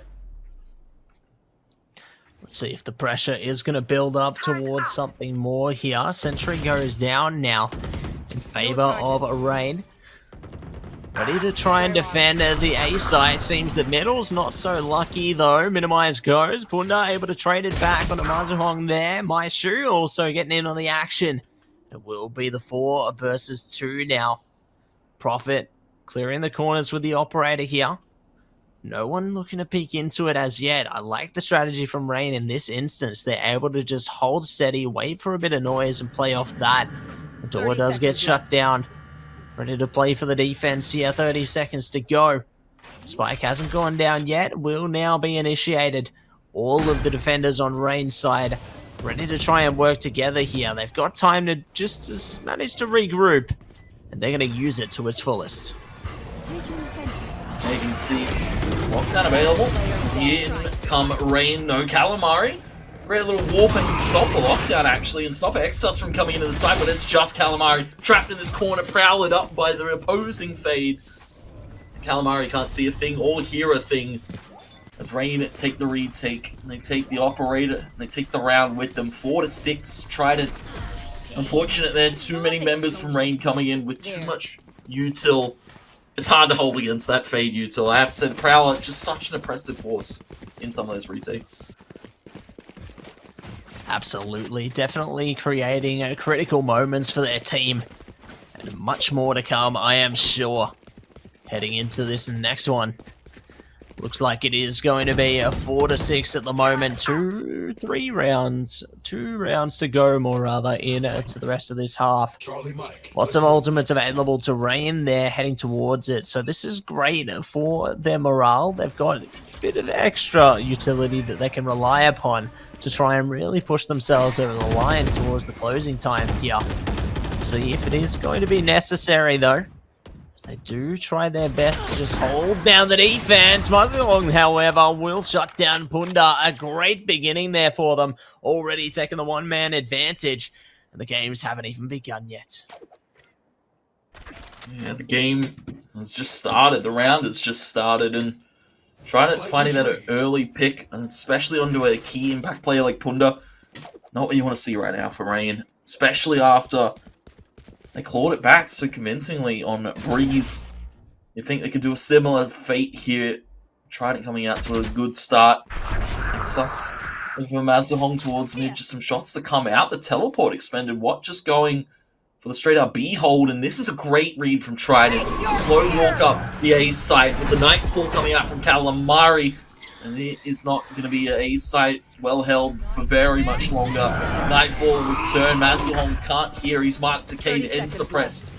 Can't hear, see, or really do a damn thing right now. My shoe walks up through short side to find Mazahong. Calamari, he knows his position's given up, but a swing from door from a teammate gives Calamari the opening to maybe sit in this corner, find a shot, but a great flash from Minimize, and the lockdown expended by Exus. This is Rain onto the retake with a tap on the spike. Swing shot bait perfectly by Prophet. Looking for a second, misses it. Minimize. He goes for the shot out in the open. Rain, they pick it up with a util mat. I was waiting to see that lockdown expended for the retake, and it was used to perfection. Flushing Prophet into that corner of Winery. Minimize his teammate, baiting the swing perfectly. One tap, and then one hold. 5 to Rain at 6 still to Trident. Getting a lot closer towards the halfway point here, Tony. You can tell both of these teams are eager, heading towards closing time here. One round to determine if there will be a leader heading towards the halfway point. Whether we do have the side of Trident take the lead, 7-5, or whether Rain managed to come back, bring back the pain here, take us all the way through the middle. In the halfway point, 6 for 6 is going to be Trident now, stacking up towards the B side, just sitting in main comfortably, as well as working through middle there. I love the divide and conquer coming through here. Trying to catch a bit of information, split towards the B side as hastily as possible. Let's see if they can make something off this, Tony. Let's see if they can make something of it. Bless going to be walking up, finding Exus, but a quick trade to Calamari. That's a lot of info gathering taken away by Trident. The blazing out from Mazahong, but they're not quite landing. My shoe able to find Mazahong and Punda. Trades it back. It's now just up to Howie, caught towards the stairs. Caught out in the open, and Rain tied up at 6-6 to close the half. Trident, they looked a little bit shaky in that last set. I have to say, a little bit lackluster in terms of what we've seen out of the takes from them on the attack side so far. It's now Rain to the attack. It's Trident now to the defense, and well, how does their comp work in terms of this defensive side? They're going to have to play defensive aggressive, I feel, Matt, especially with the KO, especially with Prophet on this chamber. Rendezvous are good for going for some early peaks, and well, maybe that's what Prophet's after towards B main, as Rain looking like a 5-stack, just going it straight to B main to start it off. Rush B, no stop there, Tony. They are ready to get this one going. Gonna be pushing it straight down. Looks like the satchel comes through, but early utility as well. Nicely done on the Rendezvous there. Wunda, they'll spot a couple towards Library there. Looks like Prophet's able to find a couple of their own as well. However, gonna be stuck in the corner towards Spawn. Actually gonna be zoned out. Bunda does find the kill there. Calamari now trying to get involved with the burst fire. Fortunately, not able to catch anyone in it. So it will result in a 3-on-3 situation as the spike goes down. And the Hawk goes out. The info for Trident and Howie in a duel of fates against the fellow Omen. Classic out for what? And the Ghost out for Howie. Danny Fearsome called up, and the shots hit Howie. Just a bit of tactical crouching, really rubbing it in. That one could have been either way, Matt. Tried it. Thanking their lucky stars how he's able to come out clutch with the Ghost. And the 3K for Howie, he's been performing, Matt. As we said, the unsung hero of Breeze, and definitely picking up in this final one. Tried it, find 7. And they find themselves a bye to start off this second half. Definitely great to see that players are able to step it up when it counts here, heading towards the final stages of this last map of the series, the decider here. It's these crucial moments that really make or break teams. So we'll see who is going to be able to pull through, heading towards the rest of the journey here. It looks like Rain opting for a very similar strategy, go straight for the B-side control. All of the players on Trident, they're committed more towards middle and A, so B-side is Rain's for the taking here. A free spike plant being afforded to them. You can't argue with that, Tony. That is going to put them in a fantastic position here already. They're just set up in those post-plant positions. They might actually get a few kills out of this.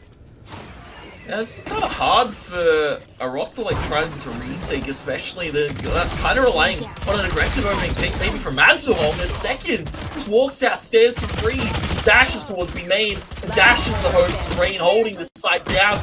Quick double from Punda. It's a flicker around with the classic, almost lands placed. 42 HP, Matt. A bit of a messy round. But Trident thinking they're lucky stars. The stave off the Force Rain. They're gonna have to eco this next one, but Trident, they didn't keep too many guns, they didn't keep too healthy either. It's kind of even standings in terms of the money, even though the round was won. Crazy to see it, Tony. Honestly, crazy to see it. Considering we do have pretty even standings, it begs the question of who will be able to pull ahead heading into this next round. It looks like obviously the money situation working in favor of Trident for the moment. They've got plenty of submachine guns there, as well as the rifle behind them in the Bulldogs. Rain, however, just going to be stuck onto the pistols, as well as a couple of little shorties and the big shorty alongside it there in the shorty and the Bucky. But Yob, however, do rush their way onto the side. Great satchels coming through from Bunda. Allows their team to get on and go through straight for spike plant. And Mazuhong's just so aggressive on this retake. He just walks it outstairs, goes towards the laneway as soon as possible with the Bulldog, and finds 2. Quickly picks apart, looking for a 3rd. As the Bulldog comes howling into the sight, and in come Trident, looking to retake it, but Exus with the frenzy. 2 players yet to find a dink on to profit.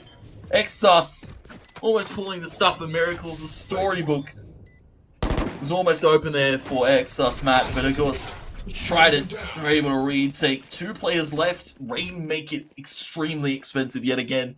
There's only so many rounds like that Trident can be losing so many players before they have to eco themselves. You can see 2 players at around the 2 to 3k mark, and Rain, this is where they fall by. This is where they can start to bring it back. Definitely do have the belief there, Tony. I believe that they are capable, and they believe that they are capable too, but on the same token, I believe that Trident is just as capable as well. So it's definitely going to be a true test heading into this round to see which of these teams will be able to take something out of it. Looks like there is going to be a little bit of utility already dished out there. Nicely done on the suppression. Bless does catch a couple of enemies trying to lurk their way towards A main. At least trying to minimize their impact temporarily. Not going to be able to hold on to it for too long, however. Will be forced to retreat back towards the sweet embrace of the A site there. Looks like Watt & Co. still considering their options as well. Not looking to commit towards anything too hastily. Weighing up their options. Could be flowing towards the B take here or some middle control, depending on how they want to go. Just over 55 seconds to go here now. They need to get a move on sooner rather than later. The B site could be the battleground here, Tony. Definitely looks to be that way. Prowler comes through. Mazuhong at the ready to shoot it out. Smoke comes through. Great little horn line up here before the side of Rain, and you should run maybe. Tried it. Mazuhong Well, he's going to be running away. Gets one. Punda falls. That's the aggressive player entry. Calamari even finding one through the smoke on to minimize and try and finding these picks before Rain can even walk to the site, even attempt to spike plant. Exos will look to get that one down, but he gets the teleport towards the back. Mazahong to find another under my shoe, and well, the king of last game to do it in this one. Mazahong just finding aggressive pick. Exos able to find one place of the alarm on laneway as these players all just flood the site completely. Mazahong for 3, Howie as well combines, and it is going to be Trident picking up a 10th round, Matt, and it's all to a credit. Mazahong's just running it out time and time again through stairs to lane and just finding pick after pick, multi-frag rounds for Mazahong, and starting to come alive at the last section of this first half here. Of course, Rain starting to slip. They are going to be forced into a bye this one, but if they drop this one, Trident are well on their way to taking this map and taking the series as a whole. We'll see if they can manage it as we do head into another round here. Trident on double digits now, feeling a lot of confidence towards their defensive side here. See if they have what it takes to hold strong and try and push their way towards series point. As Rain now look to just take it nice and steady towards middle. You have a player or two working their way up catwalk here. No one going to be peeking into the enemy's crosshairs as yet, though. No one looking to give away anything out of their strategy yet. Just trying to play for that subtle control before going for something more significant as the round plays out here. There. I'm going to minimize. Pretty good spot. Here we look to take some mid control. Look at it, walk it up through short side. Because on the other end of things, blessed, cursed. It's interesting because it's in game. Bless is, of course, Alias is cursed. It's kind of the polar opposite here, but not cursed. I tried it right now. Fragging well above a team of their caliber, and it is Calamari. A great little pop flash comes through from Bless. There's going to be a quick little hold there, the short side, and Calamari, there it is, textbook hold towards the short door side as everybody from Rain walks up, and Calamari finding a big 3 Trident, finding themselves 11, and Matt, as we said, that's a round that Rain really needed to win. They're on an eco going into this one, Trident staring down the barrel of match point. It's getting closer and closer. They're definitely finding a lot of confidence towards the later stages here, taking 5 rounds in a row. Rain desperately need to find some kind of an answer. They have From the Shadows available, as well as a couple more ultimates on their way with My Shoe and Minimize around the corner. Sus could be the key factor with the lockdown, however. See how it plays out, though, as Punda rushes their way onto the site with the satchel there. Gonna get some shots through, doing the very best that they can here. They're just holding in hell currently. The rest of their team not able to support them in any shape or form. So Punda will be quickly dealt with, while the rest of the roster mostly just runs their way out of there. Nice distraction being made by Minimize, also finding a kill out of it. The rest of them, they might actually be able to make a statement on this B site. There's only one player there for now. I tell you what, though, that was a small little micro play from Calamari, popping that Nightfall as soon as a footstep was heard, and as soon as he heard Rain coming out, and you can see now how he tucked to the back of Boat. What was the one to check it, but what was not the one to clear it? Exos falls, the spike goes down at B, but What's able to pick it back up. It looks to plant in this wallbang default position. You can see the Trident are looking to come in, but this time they don't have Mazahong to lead the way. They're just looking a little bit lost this time around. It's going to be a 1v1. It's going to be a drop onto the site's My Shoot versus Prophet. And gets the stick off. He doesn't actually, but he's got the info. Marked and Decayed is Prophet, but he spotted My Shoot jump up laneway. Great little call, great little info. This is perfect position to be in right now, but of course it's played it for wallbang, and the tap is onto the spike. Prophet can go halfway. He's looking a little bit scattered. Doesn't expect him to wrap the stairs. Perfect call from My Shoe. Thrifty round picked up by Rain. But tried it. Looking a little bit lost to the retake that time. A valiant effort. Comes down to the 1v1. And My Shoe, he wins those 9 times out of 10, man. 9 times out of 10 will be the winner. And we'll take it away this time as well. 7-11, go grab yourself a Slurpee as we push our way through into the next round here, Tony. Round number 19 now. Trident still one away from taking a series point here, but Rain, they've managed to come back with a fiery vengeance. And they're going to be desperately hoping that this will be saving grace for them to get some momentum back. As we talk about it, Ultimate's going to be activated. It looks like Minimize will be shut down there. Maestro, good trade to come through. But there's still a chance for Minimize to come back. Nicely done there, and nicely done by Howie. And Blast Motherhawk taking them all down. And one last player standing, but just like that, blink and you'll miss it. Trident take away series point. Match point. It's been Masuhong all series long, Matt, but Howie is definitely having a game to behold. 21-13 on the Omen. He's just there when Trident need it most. When it all comes crumbling, Howie's there to smoke off a play, paranoia in, take some fights. And you saw the swing to door was so good. I was doubting the second swing, man. Normally you get the first, you back off, you play it safe, you play the angle. But Howie just goes for another. He's feeling confident. So I tried it. We're going to reverse sweep Rain tonight, and this would be a big mantle to put underneath them to start this XP Open series off. Howie, up the short side. You can see a few plays just holding spawn. My shoe. Picks apart Mazuhong and Blessed, and A-Site's given up for the moment. Trident have taken control of mid. Look at a retake this A-Site potentially. Punda has snuck deeper spawn. My shoe has been spotted by Calamari. Both gonna throw out respective sticks. See who gets stuck first. Calamari, though, will be able to find the pick. Let's see. Picked apart, though. Flash, Stinger. Punda takes out Profit. And now it's up to Howie. Kingmaker in that last round to be dethroned in this one. One takes out Howie. 8 found by Rain. 3 players kept alive. That's key economic bonus being picked up by them. Well done for the Rain side there. We'll be able to take another solid round in their favor. They cannot afford to slip up in any way, shape, or form anymore, because if they do, that is going to be game, set, and match here. And we will be straight towards a series number 2, with that being the case. But there's still hope yet. Let's try it. Only need to take 1 round here. Rain need to take a 4 to play for OT. Dangerous territory we head towards in both shapes. Seems the lockdown will be activated as well now for Rain. Trying to play for a bit of space here. I can definitely respect it. Lockdown is going to be shut down immediately, however, so well played there. Really taking advantage of that one and completely nullifying it.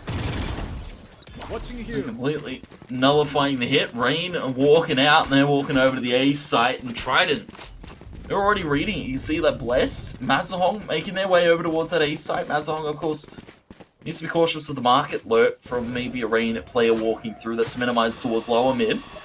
Prowler, and the bomb bot, they get the info, but they have to be sitting side. Blessed, great little high flash the knife to suppress the info to come out and use util. Not really necessary when the gunfights are being won. Mazuhong senses that the door hasn't been shut for the moment and will be finally tapped by My Shoot. Mazuhong locked out of the site looking for a wall bang, but Minimize gets him on the headshot before he's even able to go for it. Calamari with the Sheriff in hand, not really able to run the town this time around. It's going to be Profit. We're going to save that up, and Rain, that's the hit we want to see out of them. We saw it on Bind. They were so aggressive in taking early duels and flushing out corners, flushing out the site completely. It's the Rain of old, back for maybe a few rounds here. Tried it, as you said, match and series point already. And it's going to be up to these next few. Rain, they need to keep the ball rolling. No pauses left for the moment. Trident, they've got all the pauses. They haven't used one so far this game. So if they need to call a timeout, they need to regather their thoughts. They can. 9-12. Is that scoreline someone? Did Minimize just fall to the spike? What just happened? I think they've just, they've just decided, oh yeah, what's this funny wardrobe here? I think we'll take a trip to Narnia. Yeah, that's a little bit of what Maybe. happened there, Tony. You know, gone on an adventure. And, well, we're getting the technical pause, Matt. I believe 2 players crashed there. One of them had to be minimized there. That's probably why we'll be interested to see what the decision is on that one. Of course, guns of most vital importance here for Rain. They want to keep as many online. And, of course, Trident, they're looking to steal away as many as possible. Technical pause while we sort it out. But, of course, Trident, they're on a buy. It's interesting to see Mazahong still opting to go for the operator, considering that Prophet, he's got the rendezvous, he can just teleport to safety. Mazahong kind of still stuck in that old way where it's Jet opening pick on the highway. Of course, Prophet, well immersed in the new meta of play, you can go for Chamber, you can go for some aggressive picks with the rendezvous. There. And, you know, it's interesting to see 2 clashes of style here for Trident. Of course, I believe they'll probably sort it out. Maybe Mazong's just keeping it warm for him. I think, you know, maybe they are just keeping it warm. Stirring the pot there, you know. I feel like that's going to be a positive thing for them. But regardless, at least we can have a chance to just relax in this pause timer here whilst the technical difficulties are going to be resolved. Players can have a bit of a chance to have that mental reset before they go deep into front lines once again and are forced to face off against one another. We'll see if this time away from the game will allow them a bit more ample preparation as well. Yeah, I believe we're just waiting on My Shoe, I believe, to return. We quickly get him back in. And, of course, well, Rain, they really need My Shoe right now. He's been kind of the one to rely on here. We've seen Punda with some big entries. We've seen Exos with some great util on that defense side. But, of course, now to the attack, and Exos kind of really only useful for the post plant. And for Rain, you kind of have to get that plant down for Exos to be valuable. As we can see, Minimize, of course, 10 assists. I'm liking the KO out of him. Normally we see Minimize on a whole variety of things. Minimize, he's a flexible guy, man. He loves to play anything that his team really needs, and that's what you kind of need out of a player, especially coming into a new roster like Rain, who, you know, they had some shakeups. They had a few players, of course, depart. I believe it was Panic that Minimize, of course, replaced, and then, of course, we saw What Now in for El Snow, and it's always hard to really stay on top of things if you're Rain. Like, you know, you get limited prac per week. You get limited prac against some of the top teams too. Of course, Bobo probably taking a hiatus. Order, maybe still scrimming here or there, but of course their eyes are focused on the APAC LCQ at the moment, and it's hard to get the yards in. So props to a team like Rain still keeping it together when roster swaps are happening. Yeah, it's definitely commendable, you know, because obviously in this period in our Valorant scene, we do have, I guess, a bit of a shuffle going through there. So it's good that they're able to hold strong even through that to try and improve themselves as much as they can as a roster individually there. We'll definitely see some great results from them, you know, holding together as a team in the long run, I'm sure, because they might be ahead of like some of these newer formed rosters, say, that are shuffling players around. They'll have that synergy already cemented into their play. They'll have that experience, and that's really going to elevate them. We're going live back into it. Technical pause over. Punda coming out for blood, but Mazahong shuts it down immediately. Punda, not a chance to entry into the site with Mazahong able to find it, but Exos able to find it back. Spike will go down. The plant is the Rain. The post plant favors them too. They've got spots here, but they don't have control of B main. It doesn't matter though. Trident are all coming from that spawn side, and you can see they're going to push their way back into it. Nobody's going to check the stairs for minimizing an off angle. West Will able to clear it out, but what next? Let's have the jump on, and the shots are landing for Rain. It's 10-12. Go. The score line. Trident can't retake into that site, and Rain, they force their way in yet again. Punda may have fallen on the entry, but it doesn't matter with the rest of the team picking the slack up. Trident forced to save 3 ultimates, 2 for Rain, and It's starting to get worrisome if you tried it right now. Struggled to close out Breeze in regulation, had to go to overtime to get it. And we might be looking at the same story here on our final map. Could be the same story. It could be the never-ending story. As the Blaze Storm gets activated on the Trident side there. Definitely can tell that they're trying to force their way into some kind of engagement early on here. The Blade Storm allows them to play a little bit more aggressively here. Looks like they're just taking it nice and slow so far. Flashbang comes out. They're just baiting utility here on Rain's side. Not looking to commit to anything as yet. They've still got plenty of time to play off of here. Looks like the short players, however, for Trident, ready to peek again. If they get across here from the Rain players, they might actually catch a kill out of it. There. But still, everyone's still so hesitant here.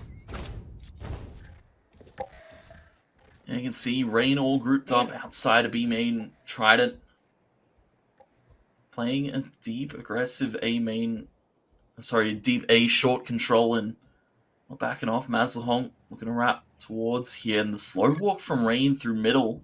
Trident giving up the position this time. Jump shot from the knives of Mazahong. And the Blade Storm was popped. 2 players back side here. A good position to be in for Trident, but they're going to have to find these shots. You're going to have to find these picks because Rain, they come up through laneway. Fragment toss that gives 1 info over. Nightfall beholds and Howie finding 2 on the Spectre. It's a 3rd from Blessed. Falls to what? Now it's 2v2 here for the post plan. Calamari looking to walk it up laneway. 14 seconds. The spike will go down. And a beautiful shot from Calamari to find Exus. It's what? In the 2v1. We've seen him win these before, but he needs to go up huge profit. He's going to beat Stairs with the headhunt. The shot lands for what? Spraying down, runs out of bullets. The Classics pulled the flick of the wrist, Matt. What gets it done? It's a clutch in a 1v2. Rain find 11. Trident almost had it. They almost had the retake. They peaked 1-1. And what able to isolate. Duels coming up big. Can I get a drop? It's 11-12. We're staring down the barrel of match point or overtime. But Trident, the one thing they've got in their barrel, Matt, they've got to buy this round. Well, that's a bit of a saving grace, isn't it, Tony? It might be exactly what they need in order to elevate themselves towards victory here. But otherwise, we're in the OT zone again. Looks like the null command is going to be activated here. Nice position for Mazuong there, taking out 2, looking for another one. Maishu pushing in, gets shut down. Mazuong doing great work so far. Minimize, trying to slip through the cracks though. See if they can catch one back here. Mazuong finds another one. It's the 4th piece in the round. Will they find one? Yes, they will. Ace in the hole. Trident, take it away. Game, set, and match. What a way to close it. Absolutely tearing Rain to shreds in that final one. Trident take home map 3. They take home the series. They take home the reverse sweep map. If I had to name an MVP, it's Mazahong every goddamn day of the week. An ace to close that game out. What a game it was. Trident get the 2-1 against Rain this evening, and look at it. Mazahong, he had a bit of a quieter one this time around. It was Howie. It was Prophet really doing a lot of the work. We saw some setups great from Blessed and, of course, Calamari. But Mazahong, 7 first bloods yet again, Matt. This guy's a demon on the entry, Dawson. Look out for the rest of the teams in this tournament. Trident just dethroned the reigning champs. Definitely making a statement today, Tony, showing that they are capable and they are not to be messed with. Fantastic effort coming through from the side of a Trident there, and I can't wait to see more from them, honestly. That was such an exciting matchup. It was such an exciting matchup, Matt. That's our opener for week number 1, of course. That was just our first series of the night, and we're already 3 hours deep into the broadcast, Matt. It has been an absolutely crazy one, but of course we've got another one to come up in just a moment. It's Honey Badgers versus the dog boys. I don't know what to call them. Big huge dog. Dogecoin. Doge, yeah, something like that. Of course, the scoreline yet to come. Of course, we'll quickly get into that game in just a second, but we're going to go to a break while we set it all up.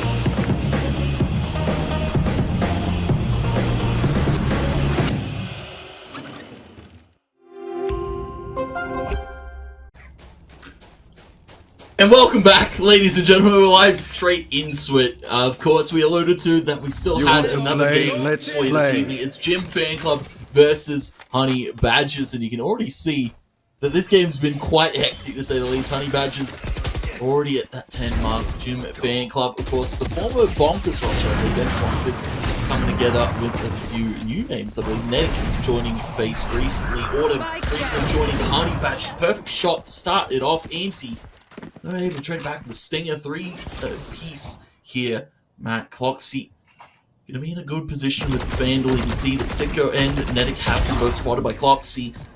Is it an Odin in the mix? No, it's a Phantom. Phantom for Strangers. I believe that is Milky. We can't quite check the A-loses. Party next door. Take out Sicko and Nedic. Honey Badgers already finding themselves 11.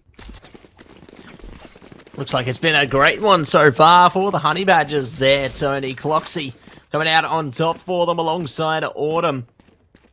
See what they can do though, is Andy and Sicko are going to be the top two on the other side of the scale this time. Looks like the attackers for the Gym Fan Club are looking to just set themselves up outside A main at the moment. Trying to see if they can come up with something, pushing their way potentially towards long, where they have 2, if not 3 players ready and waiting for them. Cloudburst comes through though. Autumn ready with a dark cover in front of them as well. Might be able to get a shot through here. Just going to be holding steady. Mike so close. As soon as that dark cover closes, they're going to be spotting each other. Oh. Mike does spot one though. Autumn going to be falling back from the rendezvous there. A great beginning for the Gym Fan Club. Great response from Autumn, however. Now Autumn looking to be the anchor of the site. Cloxy has snuck through the smoke. Nobody checks it for the moment. Autumn still holding wide. And it's now to Christian Dior for Mercer and Nedic to pick it up. And Matt, Gym Fan Club. Of course, I couldn't remember their name, but now I do. An explosive, chaotic round, even Crash would say. We love to see it. Gym Fan Club picked that one up. They've got 4 ultimates in play, and Matt. An interesting thing to note, we didn't get to touch on the rosters. We'll touch on it very quickly.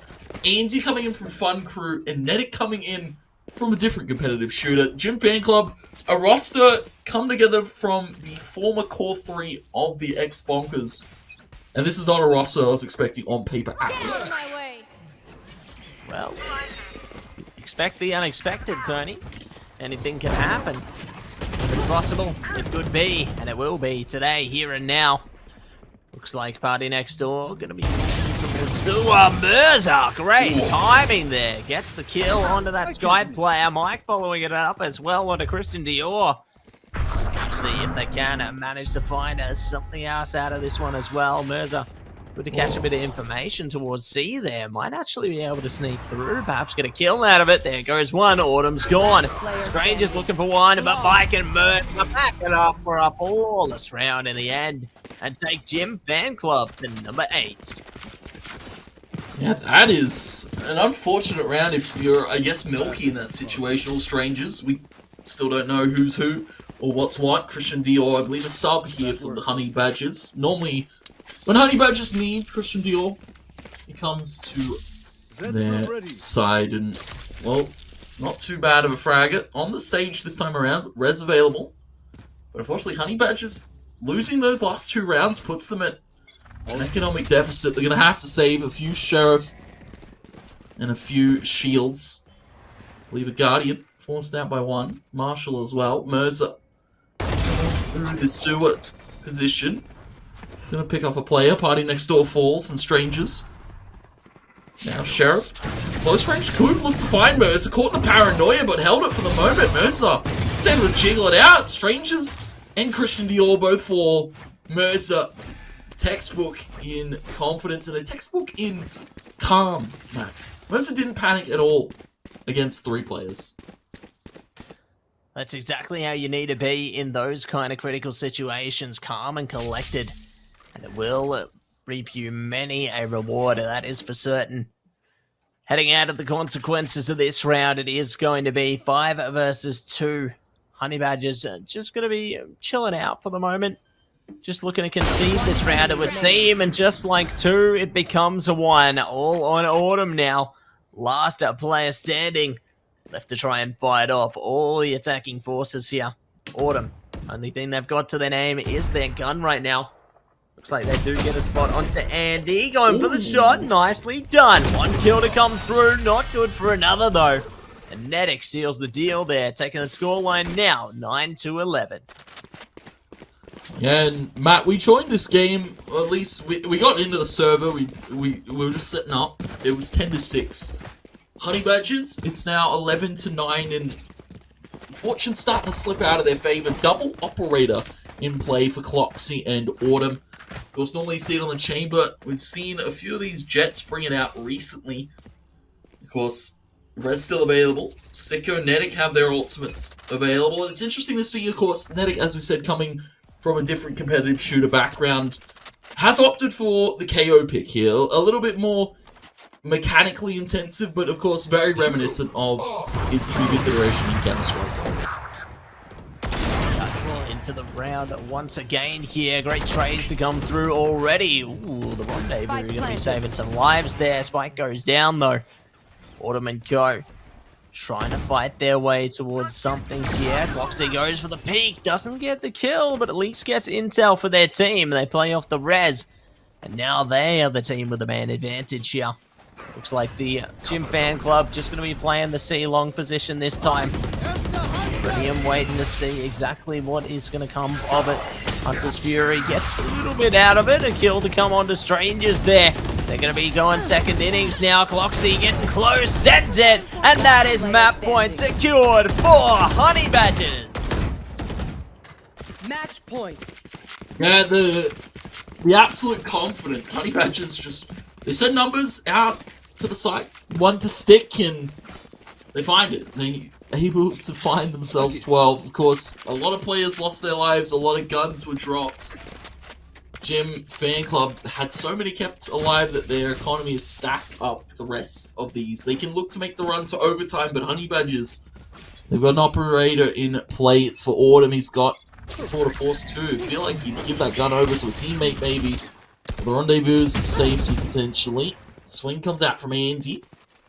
Never count him out on taking an aggressive fight, taking an opening, duel the wall up from Christian Dior. Gives the cover, forces Andy to back off, knows that that's now a little bit less of a favorable fight for him to take. And you want to be taking the most favorable fights possible here, as otherwise you could be led to your demise. Speaking of which, you see the Rendezvous coming through from Autumn there. Great to play for information here. Need to play for a little bit more than that heading forward though. Teleport's ready. Just under a minute to go here. Mike and Go getting ready to try and string something together. Spike gets picked up in the background as well there.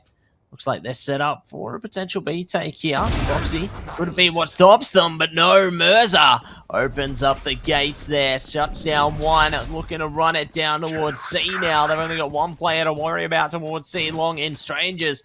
They haven't actually checked for them yet. Strangers could play off this. They find 1 kill and a second. Well done by Strangers there. Evening it up for a 3-on-3 now. The blinding lights are coming through with the guiding light there. Will be party next door. Christian Dior to take 2 players down to the floor. Andy, 1 down, and that is it. It is going to be map number 1 going the way of Honey Badgers. The Badgers have found their Honey call-up poo. The pot's not yours this time around. Gym Fan Club fall 13-9. Honey Badgers take home haven, and what a game it was. The first one, Matt, against Gym Fan Club. They were able to pick it off, though, in the end of it. Of course, Honey Badgers was such a dominant lead, almost falling victim to the one map curse at the start, but Honey Badgers, they pick it up 13-9, a little bit more I'd love to see out of the Gym Fan Club going into the second one, but I have to say, Christian Dior, Party Next Door in the mix, and as well, I have to say, Mirza. Always a treat to watch him flex his agent diversity. We get to see him on the sky sometimes, but Omen seems to be where he likes to make some of his plays. Sicker on the Sova too, always great textbook Sova play out of him, and you can see that it was a close affair against Mirza and Autumn in that one. You saw Mirza go for such aggressive sewer play, but Autumn on the chamber, 20-14, always a play to watch for. Of course, formerly of Order, now this Honey Badgers roster just looking to go from strength to strength, it would seem. Definitely displays a lot of confidence coming through from them heading out of the series there. And I feel like heading towards map number 2, there's definitely a lot more room for much more excitement as well, Tony. And I am very keen to see exactly what we're going to see out of map 2, because, you know, we saw actually some decent glimpses of hope from the limited amount of that series we saw from the Gym Fan Club. I feel like maybe we see a bit more of them. I feel like they got that chance to pop off. Yeah, it's always an interesting one to look at. Of course, Nedic, we've seen, of course, a very respectable fragger in a respective FPS, but, you know, coming into a roster, coming into a competitive shooter like Valorant, of course, is a little bit more prone to exec-heavy play. Util, obviously, a key factor to note for, and as well, Andy coming into this roster, formerly of Fun Crew, and it's interesting to see that Andy's now kind of moved on from that roster. Maybe Fun Crew's having a break, and Andy's like, you know what, I still want to play. I'll find another team while we wait out, of course, this shuffle that seems to be happening. But Andy always a key player to watch for, and hopefully we'll see him frag big in the second map. We're going to go to a quick commercial break, though, while we set up for our second. Don't go anywhere. It's Honey Badgers versus Gym Fan Club.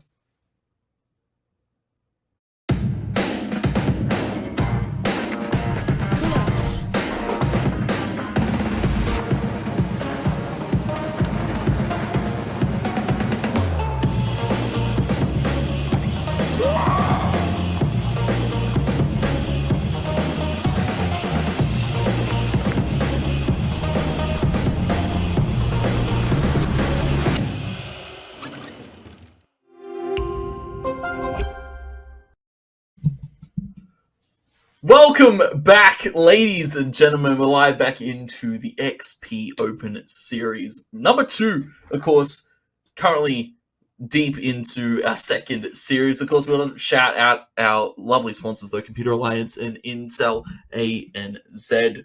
Matt, it wouldn't be possible without them, of course. We've had such a crazy first series. Of course, our current match, we just saw Honey Badgers take home the first map, currently 1-0 lead. Going into our second one. Of course, Haven we saw first, but we want to look at the rosters because we had to get into that one really quick. So we'll take a look at the rosters for you. Of course, our upcoming match, we're already one map into it. Honey Badgers versus Gym Fan Club, the big Doge swole looking boys. Of course, for the side of Honey Badgers, their subs, Jelly D, Fulvus, and Swell. And of course, that was an interesting thing to note. We didn't get to touch on it too much in that last one. But, of course, Jelly D taking a step back, Fulvus still being a sub, Swirl as well being a sub for this roster. So it's Melky, Suave, Cloxy, Christian Dior, and Autumn. Honey Badgers, Matt, you know they've been around for quite a while. Yeah, they've definitely made a name for themselves in the scene over time, so you can tell that they've got that experience and structure behind them already. And it's great to see that their free-flowing playstyle is allowing them to really go for the plays that they want to make and allow them to go for gold here. Yeah, no, it was interesting. We saw a lot of different names in that server. I believe Milky was Strangers, Party Next Door. It had to be Suave, because of course we saw Cloxy, we saw Autumn, we saw Christian Dior, so it makes sense as to, you know, put the pieces together. Strangers on the Omen, Milky loves to play Omen, and as we now go across the pond to the other roster, it's Gym Fan Club, the makeup of the old ex-Bonkers roster. Of course, it's Andy, Sicko, Mirza, Mike, and a new face to competitive Valorant. It's Nedic. You'd love to see a Nedic coming through from the other lands of Counter-Strike. Interesting to see how they'll perform in Valorant. They're definitely doing pretty well so far from what we've seen, but obviously there's still more to be tested heading forward. And of course, to take a look at the rosters head-to-head for you to refresh, it's Autumn, Suave, Milky, Cloxy, and of course, Christian Dior. Gym Fan Club, it's Andy, Sicko, Mirza, Mike, Nedic, subs, of course, Shax and Duddy, as you saw, if we need them. It's going to be an interesting one. As we take a look at our vetoes, Matt, because we saw Haven already out of that first map there, of course, picked up by the Honey Badgers. You can see now we go to map number 2. It's Icebox and, well, Gym Fan Club. a very interesting pick, I have to say, as we see Fracture Breeze, Bind, Ascent being taken out of the pool. Decided Pearl, Matt, if we go to it.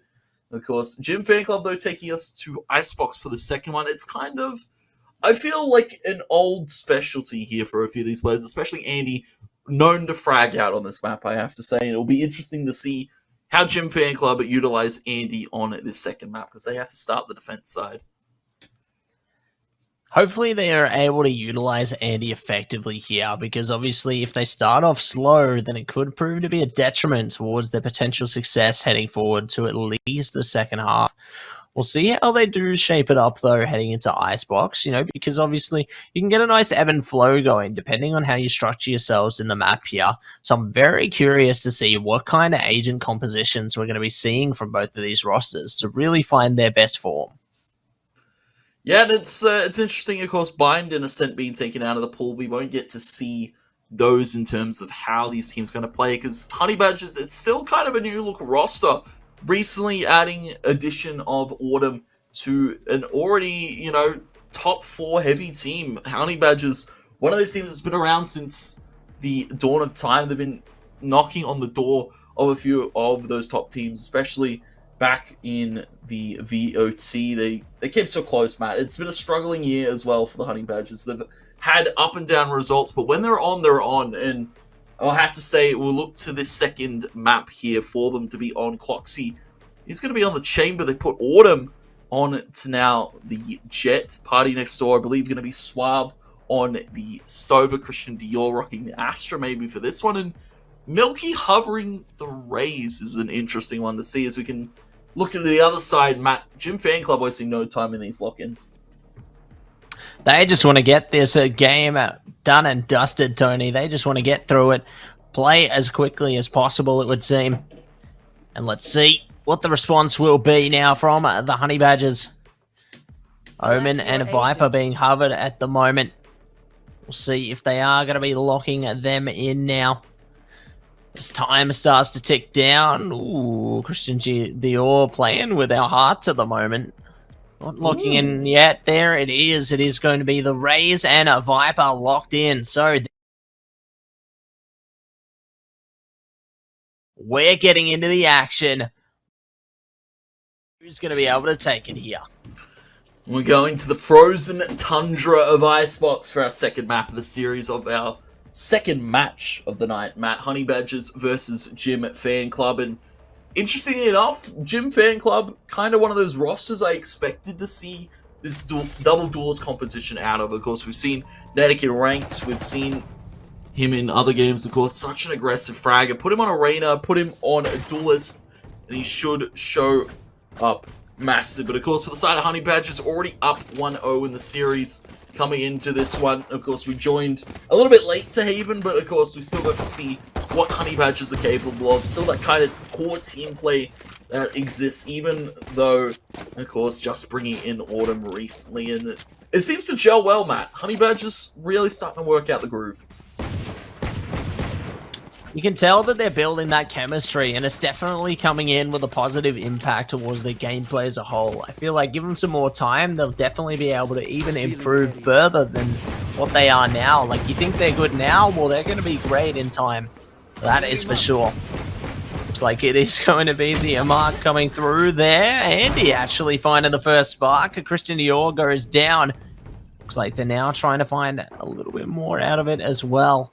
Strangers creeping around through towards tubes there. No other kills have been located as yet, however, so we come to a standstill. Until now, nicely done by Nedic.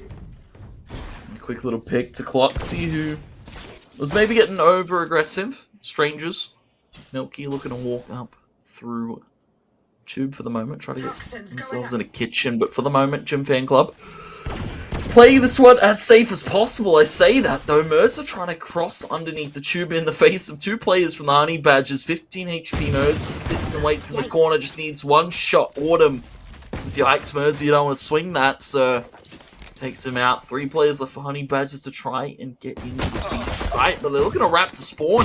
He's going to be Milky to take out Sicko. Autumn takes out Andy in return, but Suave to find Nedic. Now, all of a sudden, Honey Badgers, they don't need to go to B anymore. Gym Fan Club, they're left dazed and confused. The side take will be towards a planted open for screens here. It's up to Mike with the headhunter. 4 bullets. 2 players to find. Swab sends out the cart, goes for a jiggle. Pete, don't be doing that though against the headhunter. 12 HP. Dinked up Mike. And swing it from Swab. Perfect. Sharp. And collected as ever. Honey Badger's picking up the pistol. Nicely done by the Honey Badgers there, taking away the pistol round. Looks like a Gym Fan Club is going to be picking up something in response though. I see a Marshall or maybe 2 on their way there. Andy hesitating, wondering exactly what they do want to bring to the table here. And it looks like they can realistically afford them on their roster, considering they managed to get, a kill or 2 there, so that elevates their economy a little bit. And they're now looking to try and use that to be the best that they can here. Nedic posted up there towards heaven, tries to get something out of it. Unfortunately, not landing the shots here. The bullet's just not hitting the mark, it would seem. And Nedic will crumble down as well.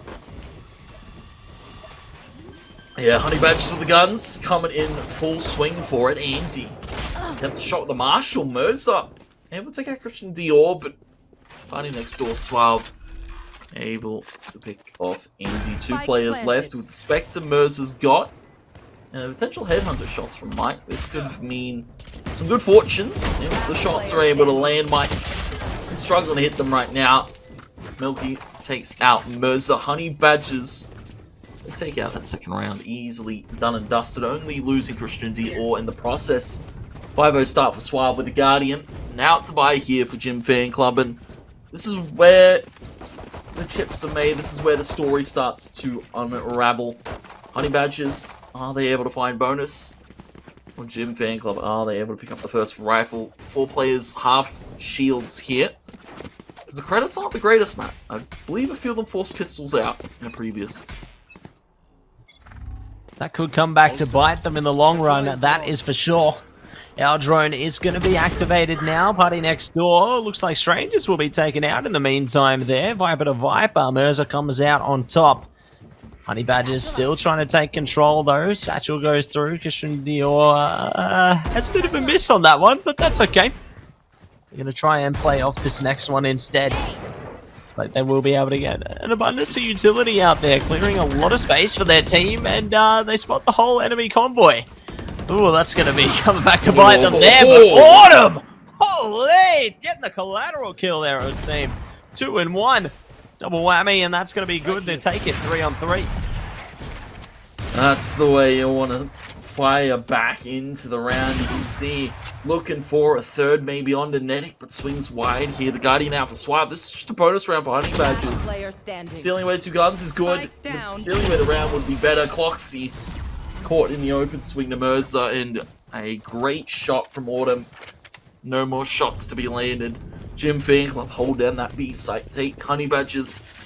They're now to a buy, Matt, and half of them, or at least Autumn, not seeming to be able to purchase one off the Blade Storm though, so could find an ultimate or could find a quick pick at that Marshall, then could look to pop the ultimate, but for the moment, Honey Badgers, they kind of really need this round to keep the lead going. For the side of Gym Fan Club, they take this one, they even it up, they even maybe find themselves a third here.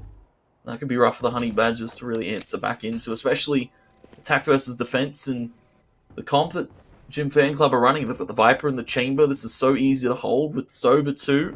You get the info. It's almost lights out. Send your doors to work, Nedic and Andy. Look to pick apart this whole roster.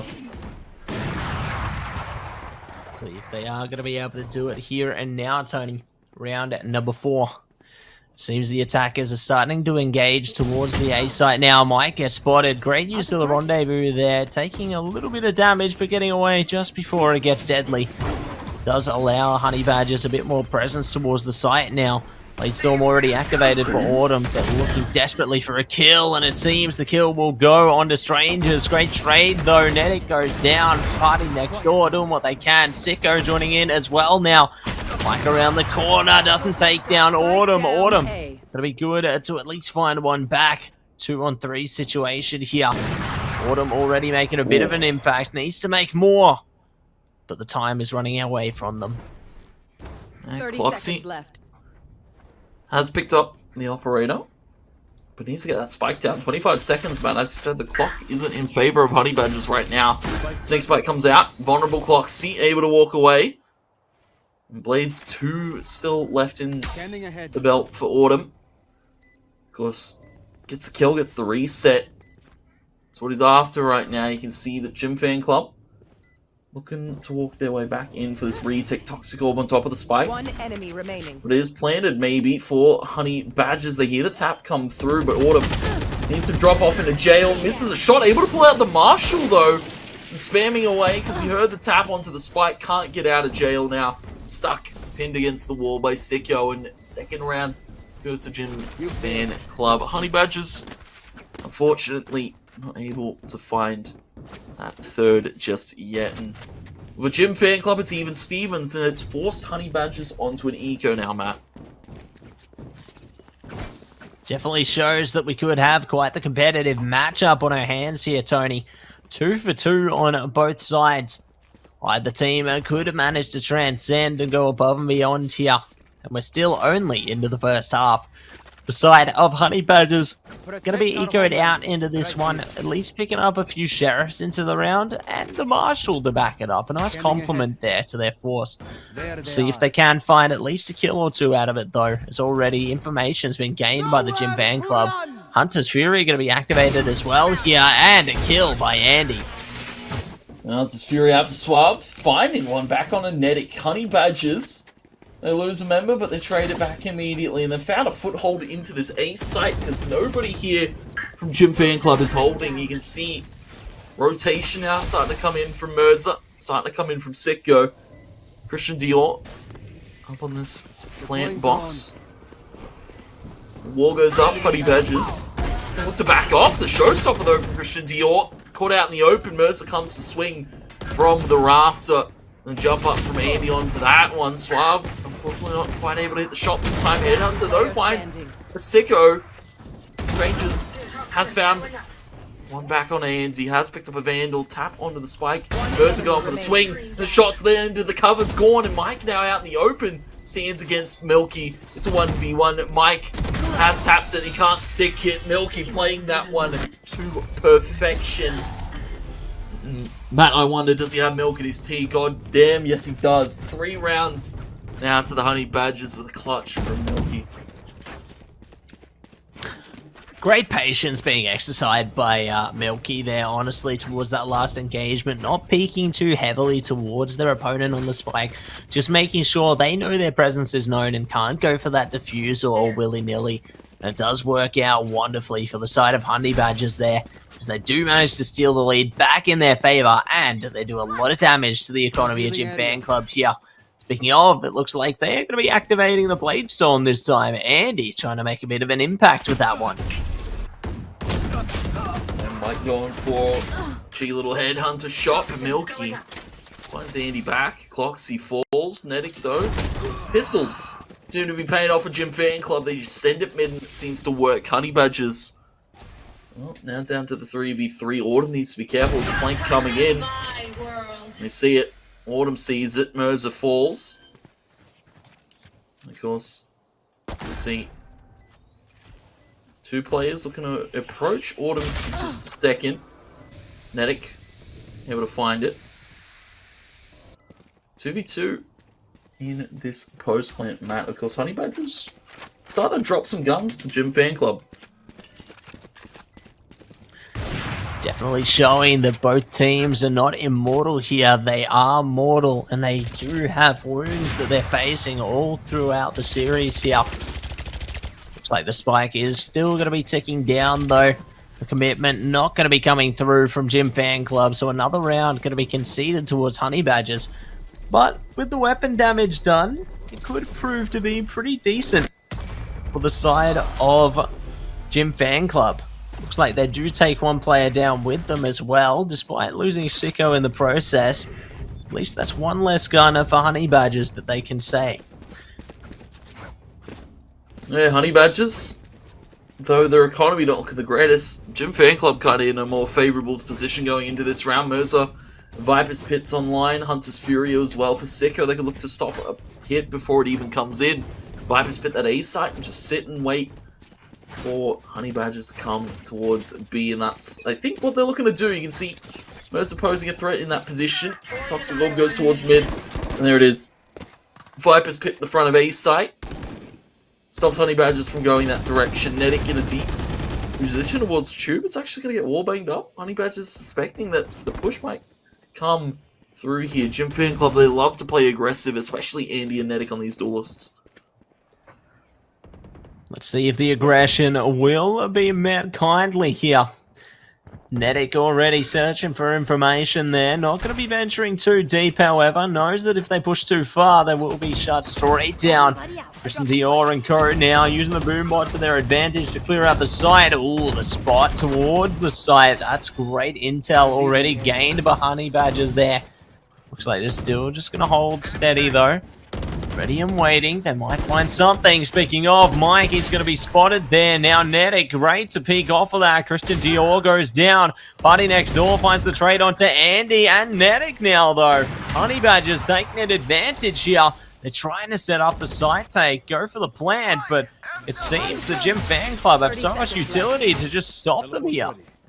And there's that Hunter's Fury I was speaking about from Sicko, stopping the side of Honey Badgers from walking up, and Mike able to just sit and wait. Autumn could look to maybe wrap into spawn and keep Gym Fan Club on pressing matters. Sicko forced to rotate over to check that position. Because Honey Badgers the spot to walk on in.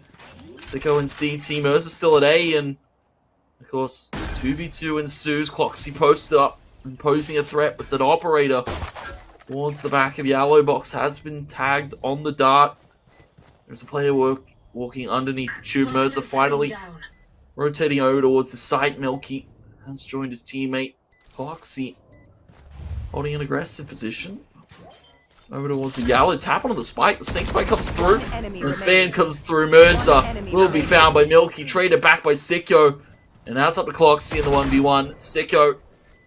Rifle advantage to the operator, but it doesn't matter because Cloxy doesn't miss his shots, Matt. Hits it, picks it up. 1v1 by Cloxy. 5th round to the board of Honey Badgers. Well played by the Honey Badgers there. They do manage to work together, and teamwork makes the dream work. Round number 5 going in their favor. Let's see how the Gym Fan Club does respond heading into this one, considering they've got the Tour de Force available as well as the Empress here. Can definitely see a lot of fruit being gained by them there using those ultimates. See if that does happen though. Looks like Tour de Force is going to be activated immediately. Strangers, great kill onto Andy there. The start goes well for Honey Badgers. Still have more to find, however. Party next door could be the finder. The Owl Drone not spotting anyone yet. However, that could quickly change. Speaking of, there's Mercer. Mercer actually finding a kill here. Netic as well. Decently done here by the side of Gym Fan Club. There's a man advantage. Now down to the equalizer 2-on-2, but this is getting interesting, Tony. I have the spike. Yeah, it's getting interesting. Suave picks up the spike. Sicko heard that too. The sound cue's given over. The rotation's coming through. Gym Fan Club, you don't need to get over aggressive like that, Sicko. Suave finds the kill, and now it's up to Netic, who's looking to get aggressive. Drops the spike in the middle of the open. Cloxy has posted up with a Tour de Force. He falls back. Netic now can choose to play a site, looking to choose A to B to play. Cloxy. This might have been a great time. He's just going to walk up through mid, plants it out in the open at B. 30 seconds left. And then can sit for the post plant. Netic. Unfortunate read this time around. My friend thought Cloxy was going to come to A. As you can see, the push through main coming through 18 seconds. But Cloxy, he's got no idea where Netic is. He kind of has to take his sweet time with it. Clear every single corner. That trademark destroyed now knows exactly where Netic is. 6 seconds, the spike will go down, and Cloxy looking to post up with the Tour de Force. Rendezvous out. Forces Netic to be a little bit cautious, but you can see that Cloxy's just playing with the info that Netic thinks he's going to be in the middle of the site, and Cloxy, great reposition. Smart call to make. Outbrains Netic in the 1v1, and 6 rounds go Honey Badgers. Really well read there by Cloxy, honestly, Tony. just playing around his utility, managing to play off that awareness, and then it lines up into a kill in the end there. Definitely shows that they're well versed in the art of their agents there, Tony. And they are able to use it to get rounds for their team heading forward. Speaking of, 6th round for Honey Badgers, one more, and they will take victory in this half. Confirmed there. Blade Storm is going to be activated by them as well. Looks like they're trying to play very aggressively here. Autumn already spots a player there, playing around the cloud burst. Christian Dior goes down. They need to find a trade here, otherwise could see Gym Fan Club rain on their parade. And Autumn out in the open. Shot down by Andy. You can see Cloxy walks up through kitchen for a quick peek there. Was not expecting that one. Good catch by Crash. And you can see Hunter's Fury popped by Suave. Looking to empty out this site because Honey Badgers, they want to plant on A, but Mike takes out Strangers. That's the cover now blown, and that's the cover Honey Badgers needed to cross to this site safely. Suave a little bit cautious now because he knows that Mike's in the mix and takes out Suave. Spike down out in the open. Cloxy now 1v4. The Owl drone flies high, doesn't spot him for the moment, but he's got an op mat. This is hard duel to win. Tags on Mike. Doesn't hit the second shot. Now Cloxy forced on a back pedal here. Able to hit the shot to Sicko. Pulls out the headhunter for a few more maybe. Mercer able to jiggle it out though. Perfect sidestep. Mercer finds the kill. Gym Fan Club pick themselves up a 3rd. Well done by the Gym Fan Club there, taking away round number 3 in their favour. Going to do a hit to the economy of Honey Badgers here. I don't know if they're going to be able to afford a full buy onto all of their players here. Strangers is committed to the fact here, perhaps might be looking to rescind their offer, depending on what the rest of the team does. Looks like others are following suit, however, committing what they can to the round and looking to do the best they can heading forward. Can definitely commend the efforts of them there. See if it works out as they push towards the A side here. Nedic going to be posted up on Heaven. Nice flick there. Unfortunately, doesn't net them any damage or a kill, however. Viper's Pit going to be activated as well now. Just trying their best to get some traction. Speaking of, Christian Dior gets the traction. And we'll be able to find at least 1 kill apiece there. Spike planted. 1 kill apiece. Viper's Pit goes up. Gym Fan Club now in a sketchy position to retake. Cloxy. Headhunter. Domes his fellow chamber, and it's like that. Honey Badger's just picking apart these Gym Fan Club players. Andy, though, still with the operator in hand. Nedic still with the Vandal in hand, looking to walk back up in this site. Autumn and Milky. Shotguns in hand amongst this Viper's Pit could be good if they're able to just hold and dodge out the bullets. Andy up top, jumps in, jumps and finds Milky. That's the player you want to find. Autumn finds Nedic, but Andy able to take blow back, and he's able to defuse it. It's going to be close. 2.66 on the clock. Andy finds 4 for Gym Fan Club, and for Honey Badgers, I have to say, able to get in the site, able to get a spike plant down. Very much an admirable effort. Came down to the 1v1 in the end. Unfortunately, Autumn, with that shorty, not really able to do all too much. Not going to be able to do too much in that instance, but who knows? Maybe other things may be in store heading into these next few rounds here. 2 more to go in the half, including this one, though. Honey Badgers definitely have to try and pick and choose their battles to do the very best they can. At least for Gym Fan Club, they're finding opportunities to equalize. Go 6 for 6 at halfway point, and who knows what happens. Andy's already found 2 kills in the round, as a matter of fact. Looking for a 3rd as well. Doesn't know what's around the corner quite yet. May find out soon. There it is. Andy with a 3-piece. Christian Dior. Last one standing alongside their teammate here. Let's see if Autumn or Christian Dior might find a kill back. Autumn does, but Christian's down now. It's a 1-on-4 situation here for Autumn. I don't know if they're going to be able to push their way through this one, Tony. It's going to be a tough one. Yeah, Autumn facing down a nightmare right now. Well, Andy's the boogeyman. Shot lands Autumn. Well played. Takes out Andy. Stops him from getting out of hand. Already finding 3 picks big round from Andy. You can always expect to see him pop off when Gym Fan Club kind of need, and when really any roster needs it, Andy's always kind of there. You know, he has a bit of a rough start. You don't see him do the explosive things that he normally is known for, but when Andy's there, he's there, and definitely presence felt by Honey Badgers. No strangers anymore, of course. Matt, 5-6. Gym Fan Club looking to go even in this first half. We'll see if they can make it even Stevens here on the last round of the half. Honey Badgers looking to push towards the A site. Seems to be one of their default tactics. Speaking of, there is going to be the satchel in to the showstopper there. No one getting caught quite yet. Andy trying to hunt it down. Doesn't actually find the kill there. No one going to be spotted as yet until now. Christian Dior goes down at the drop of a hat there. Nedic going to be able to pick at least one up here. Looking for a little more out of this one. We'll see if they can catch it. Mirza and Andy catching 2 kills. Well played by them so far. Andy bringing up leaps and bounds here.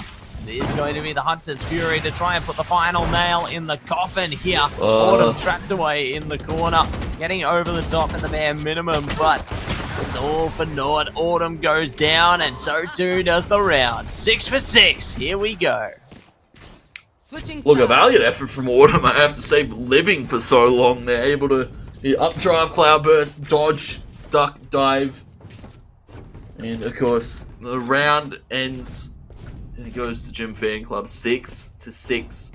Honey Badgers, well, it's a rough end to the half for them. It was 4 in a row from Gym Fan Club, and that half started 6-2, Matt. Very strong start for the Honey Badgers, but Gym Fan Club able to pick it up, and this side they just get a little bit stronger. The double duelist here, Nedic and Andy, can really start to find these opening picks, start to really exert the pressure that we started to see a little bit on that last half.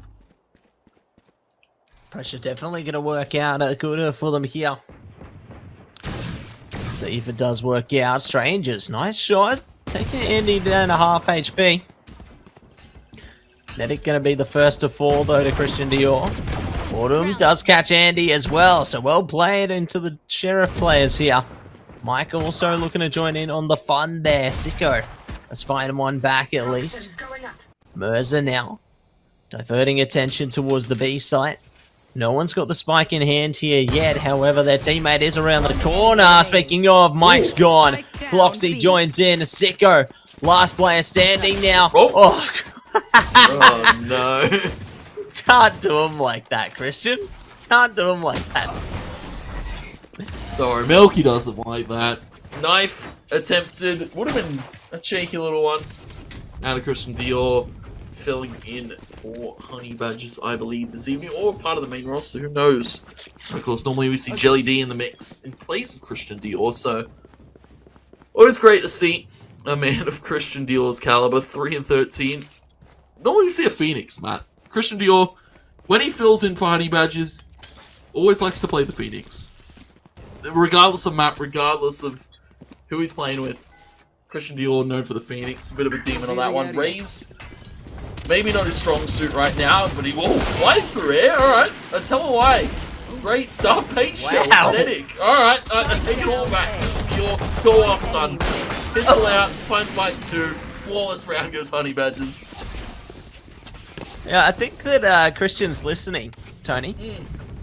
He's definitely listening in. Yep. Not happy, Tony. Not happy. Great little round to come through there from Honey Badgers regardless. Taking them to the 2-round advantage again. Are going to be into the cash round now for the Gym Fan Club. Cashed up with the Vandals. They're ready to try and seek some revenge here. We'll see if their revenge is going to be exacted. Heading into round number 15 now. Nedic, great start. Playing closely by the Mirza, joins in as well. Strangers at least finds a trade back there, however, so not too shabby. It seems the attack is still going to try and venture towards the site, though. Yeah, they still have to deal with Strangers. Milky sitting in this back box corner. Yellow, and he's covering it. Sheriff out. Shot lands Milky. impressive marksman display from him, and dealing Mike, and shot lands head. Milky, go off, son. Pops the Viper's Pit, has control of the spike. This is a round to lose if you're Jim Fan Club, and Strange has done it to him. Sicko has retrieved the spike though. Able to plant out in the open of the site. Milky 30 HP. He's gonna have to play a one and done angle, Matt. He's mine. He's read it. He knows. Oh my Sicko God. dies. Ace for Milky. And that's 9th round Honey Badgers. Sicko played that almost to a T. Just had to go up in the kitchen. Milky. That's one for the highlight reel. Can't believe it. Matt, an ace for Milky. It's absolutely insane. What a thrilling round to come through from Milky there. That is going to be boosting the confidence of their team after that one. Can just imagine the smiles across their faces after that one, Tony. Crazy stuff from Honey Badgers. My word. Looks like the side of Jim Fan Club, though. They're angry. They're going to be forcing upend to that one. Trying their best to get some seam of redemption here. And we'll see if they are going to be able to find it. Heading into the round now. As we do see Sicko and co. Chucking out their utility. Venturing towards the A side. Cloxy's already found one. Ooh, could have been close to a second. Rendezvous going to be the saving grace there. Netic goes down, however. It's already 5-on-3. Is there 3 ops? Christian Dior, op. Taken out by Mike. And there's 2 more. There's Suave and Cloxy with an operator. Alright. Triple AWP towards the A site. Not what we're used to seeing. Honey Badgers playing with confidence. AWP by Cloxy. Almost a killing blow, it would seem. Mike, though. Gun in hand. Suave is shot. Not what you need to see. He goes for another. He's just going to reposition in the same spot he was playing before. And he backed off from Milky, though, coming from the flank. It's that Sicko. Half tagged up Mike, getting a body shot too. Everybody. Call the bartender getting body shots right now, Matt. It's just Cloxy comes out with a headhunter, but it's Mike now. Maybe on for the ace against Milky, who found one in the previous. Spike in Mike's hands. But of course, out in the open. Strangers, Milky finds it smooth like butter. Honey Badgers pick themselves up 10. Double trouble there, Tony. Double digits. They are going to be happy with that one. Definitely hurting the economy of Jim Fan Club right now. They can't afford to force it up every round. It looks like Andy might just be seeking to do it again, though. Guardian in hand. They're ready for action. Looks like Jim Fan Club, yeah, they're going to commit to it on a couple of their players. Netic picked up the Vandal there. They've got still some share of players. Don't know what their plans are. Speaking of, plans have been exacted by the Honey Badgers already. Christian Dior goes down, but they do find at least 1 kill to kick things off. So, 1-for-1 trade there. 4-on-4, taking it down to 3. Nice shot by Sicko. And Andy coming in clutch as well. This could work out better, but Autumn has a thing or two to say, it would seem. 2-on-2 situation now. And the A side's open for business.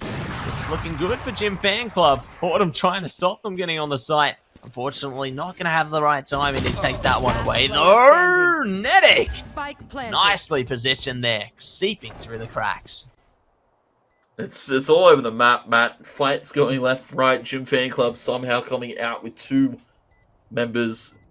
There's only 1 Honey Badgers. Autumn with an operator picked up from a teammate. I believe there was 3 ops being ran by this roster in the previous round, and well, somehow able to still win the round out. Autumn looking to retake with his Netic, top of the site, holding. I think Autumn can go for this. He knows it too. Double Cloudburst, double updraft. No dash available though. He's going to have to walk it out, and you can see. Good look to hunt Nabosa. Autumn misses the shot, and the Cloudburst covers. And you can now see 7 rounds good Jim Fan Club. Autumn keeps a hold of the operator, and you go into this round, Matt. And this is where Jim Fan Club can start to make some leeway. Honey Badgers, the gap has been thwarted for the moment. 7-10. And Jim Fan Club, they've got a bit of a bye. We'll see what they can muster with it here, Tony. Obviously, the side of Honey Badgers still got a little bit of gas in the tank there. They've got the operators coming through. You know, Autumn kept 1. Cloxy's onto another. Vandal to come through on Party Next Door, as well as the Sheriffs on the rest of their team. So we'll see what will come of this. Looks like a Gym Fan Club going to be activating the Blade Storm there. Cloxy does at least find one kill to open things up though, so maybe a good start. One of their teammates with the Sheriff might be able to pick up a primary perhaps. Speaking of, Andy going to be caught in no man's land, trying to push above at the furnace there. Will be taken away, however. Now onto the 3-on-5 situation here. Mike gets caught as well. These operators just working wonders for the side of Honey Badgers. Some would question why they've bought a lot of operators, but it seems that the question is going to answer itself because Autumn and Co are just going to clean up house here. Matt, that was a half buy. They saved one op, and they bought another into that round. They brought 2 ops, and the rest of them had, I believe, pistols. Vandal's now secured, and around the Gym Fan Club shouldn't be losing. I don't know how Andy got out through mid, is my question. He got up through Boiler, and was looking around spawn. Just unfortunate miss on the knife, and Honey Badger still taking an unfortunate miss. 11-7, 19-9 for Milky. This is a crazy game out of him on this Viper. Always a treat to see Vipers showing up big on a map like Icebox. It's kind of a Viper playground, if you can call it that. Able to wall so effectively, snake spite so effectively. Hunter's Fury comes through for the site take, and this is why the Viper's good to play with. Viper's Pit covers the A site, and Gym Fan Club, well, they can look to take the site. Christian Dior, he's gone missing. We've lost him. Well, it seems Andy's been found. Christian, though. Ooh, Party Next Door fights to kill the shorty there. Interesting. Looks like they're going to go down, though. Milky joining in as well. Cloxy managing to get another kill in there. Sicko, last man standing, does get spotted now. Trying to take him down, and Cloxy will be able to end it. It is going to be defused. Map and series point now secured by Honey Badgers, Tony. It all comes down to this next round. Gym Fan Club, they need to step it up now or never. Matt, who even needs Christian Dior at this stage? You've got Honey Badgers retaking basically 4v5. I believe Christian Dior, he did come back for that retake. He was there for it. He was just, a little bit late. Let the site be taken. Gym Fan Club, they had all the great presence of mind to hold that site. It was just unfortunate they weren't able to stay alive in that Viper's Pit, the Moser Pops. And well, now we go to this one. Half shields for a few players. Vandals across the margin. Maybe a Guardian. And no armor. Autumn. Operator in play. Look to go to aggressive peek here and just back it off as soon as he sees one player. He heard the dash up for Andy. Top of the green box, but Autumn's read the play so well. Another shot from Cloxy. Double op towards B long, and it works. 2 opening picks. Gym Fan Club. Oh, sorry, leg shot. Not 2 opening. Now 2 opening picks. Suave takes out Mercer with the Hunter's Fury. Milky has walked up. Spike out in the open. There's a player over in mid. Mike's up to kitchen to go take Suave, and I feel for Crash right now. This map is all types of strange and all types of weird. Spikes out in the open, and Toxic Wall goes down. Milky finds Sicko, and it's up to Mike.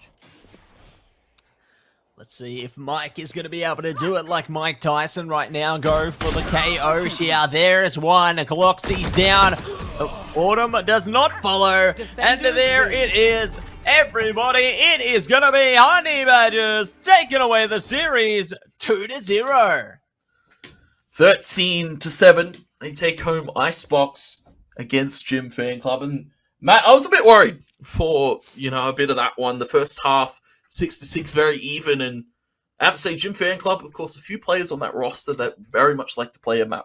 Like Icebox, Sicko, of course, Andy.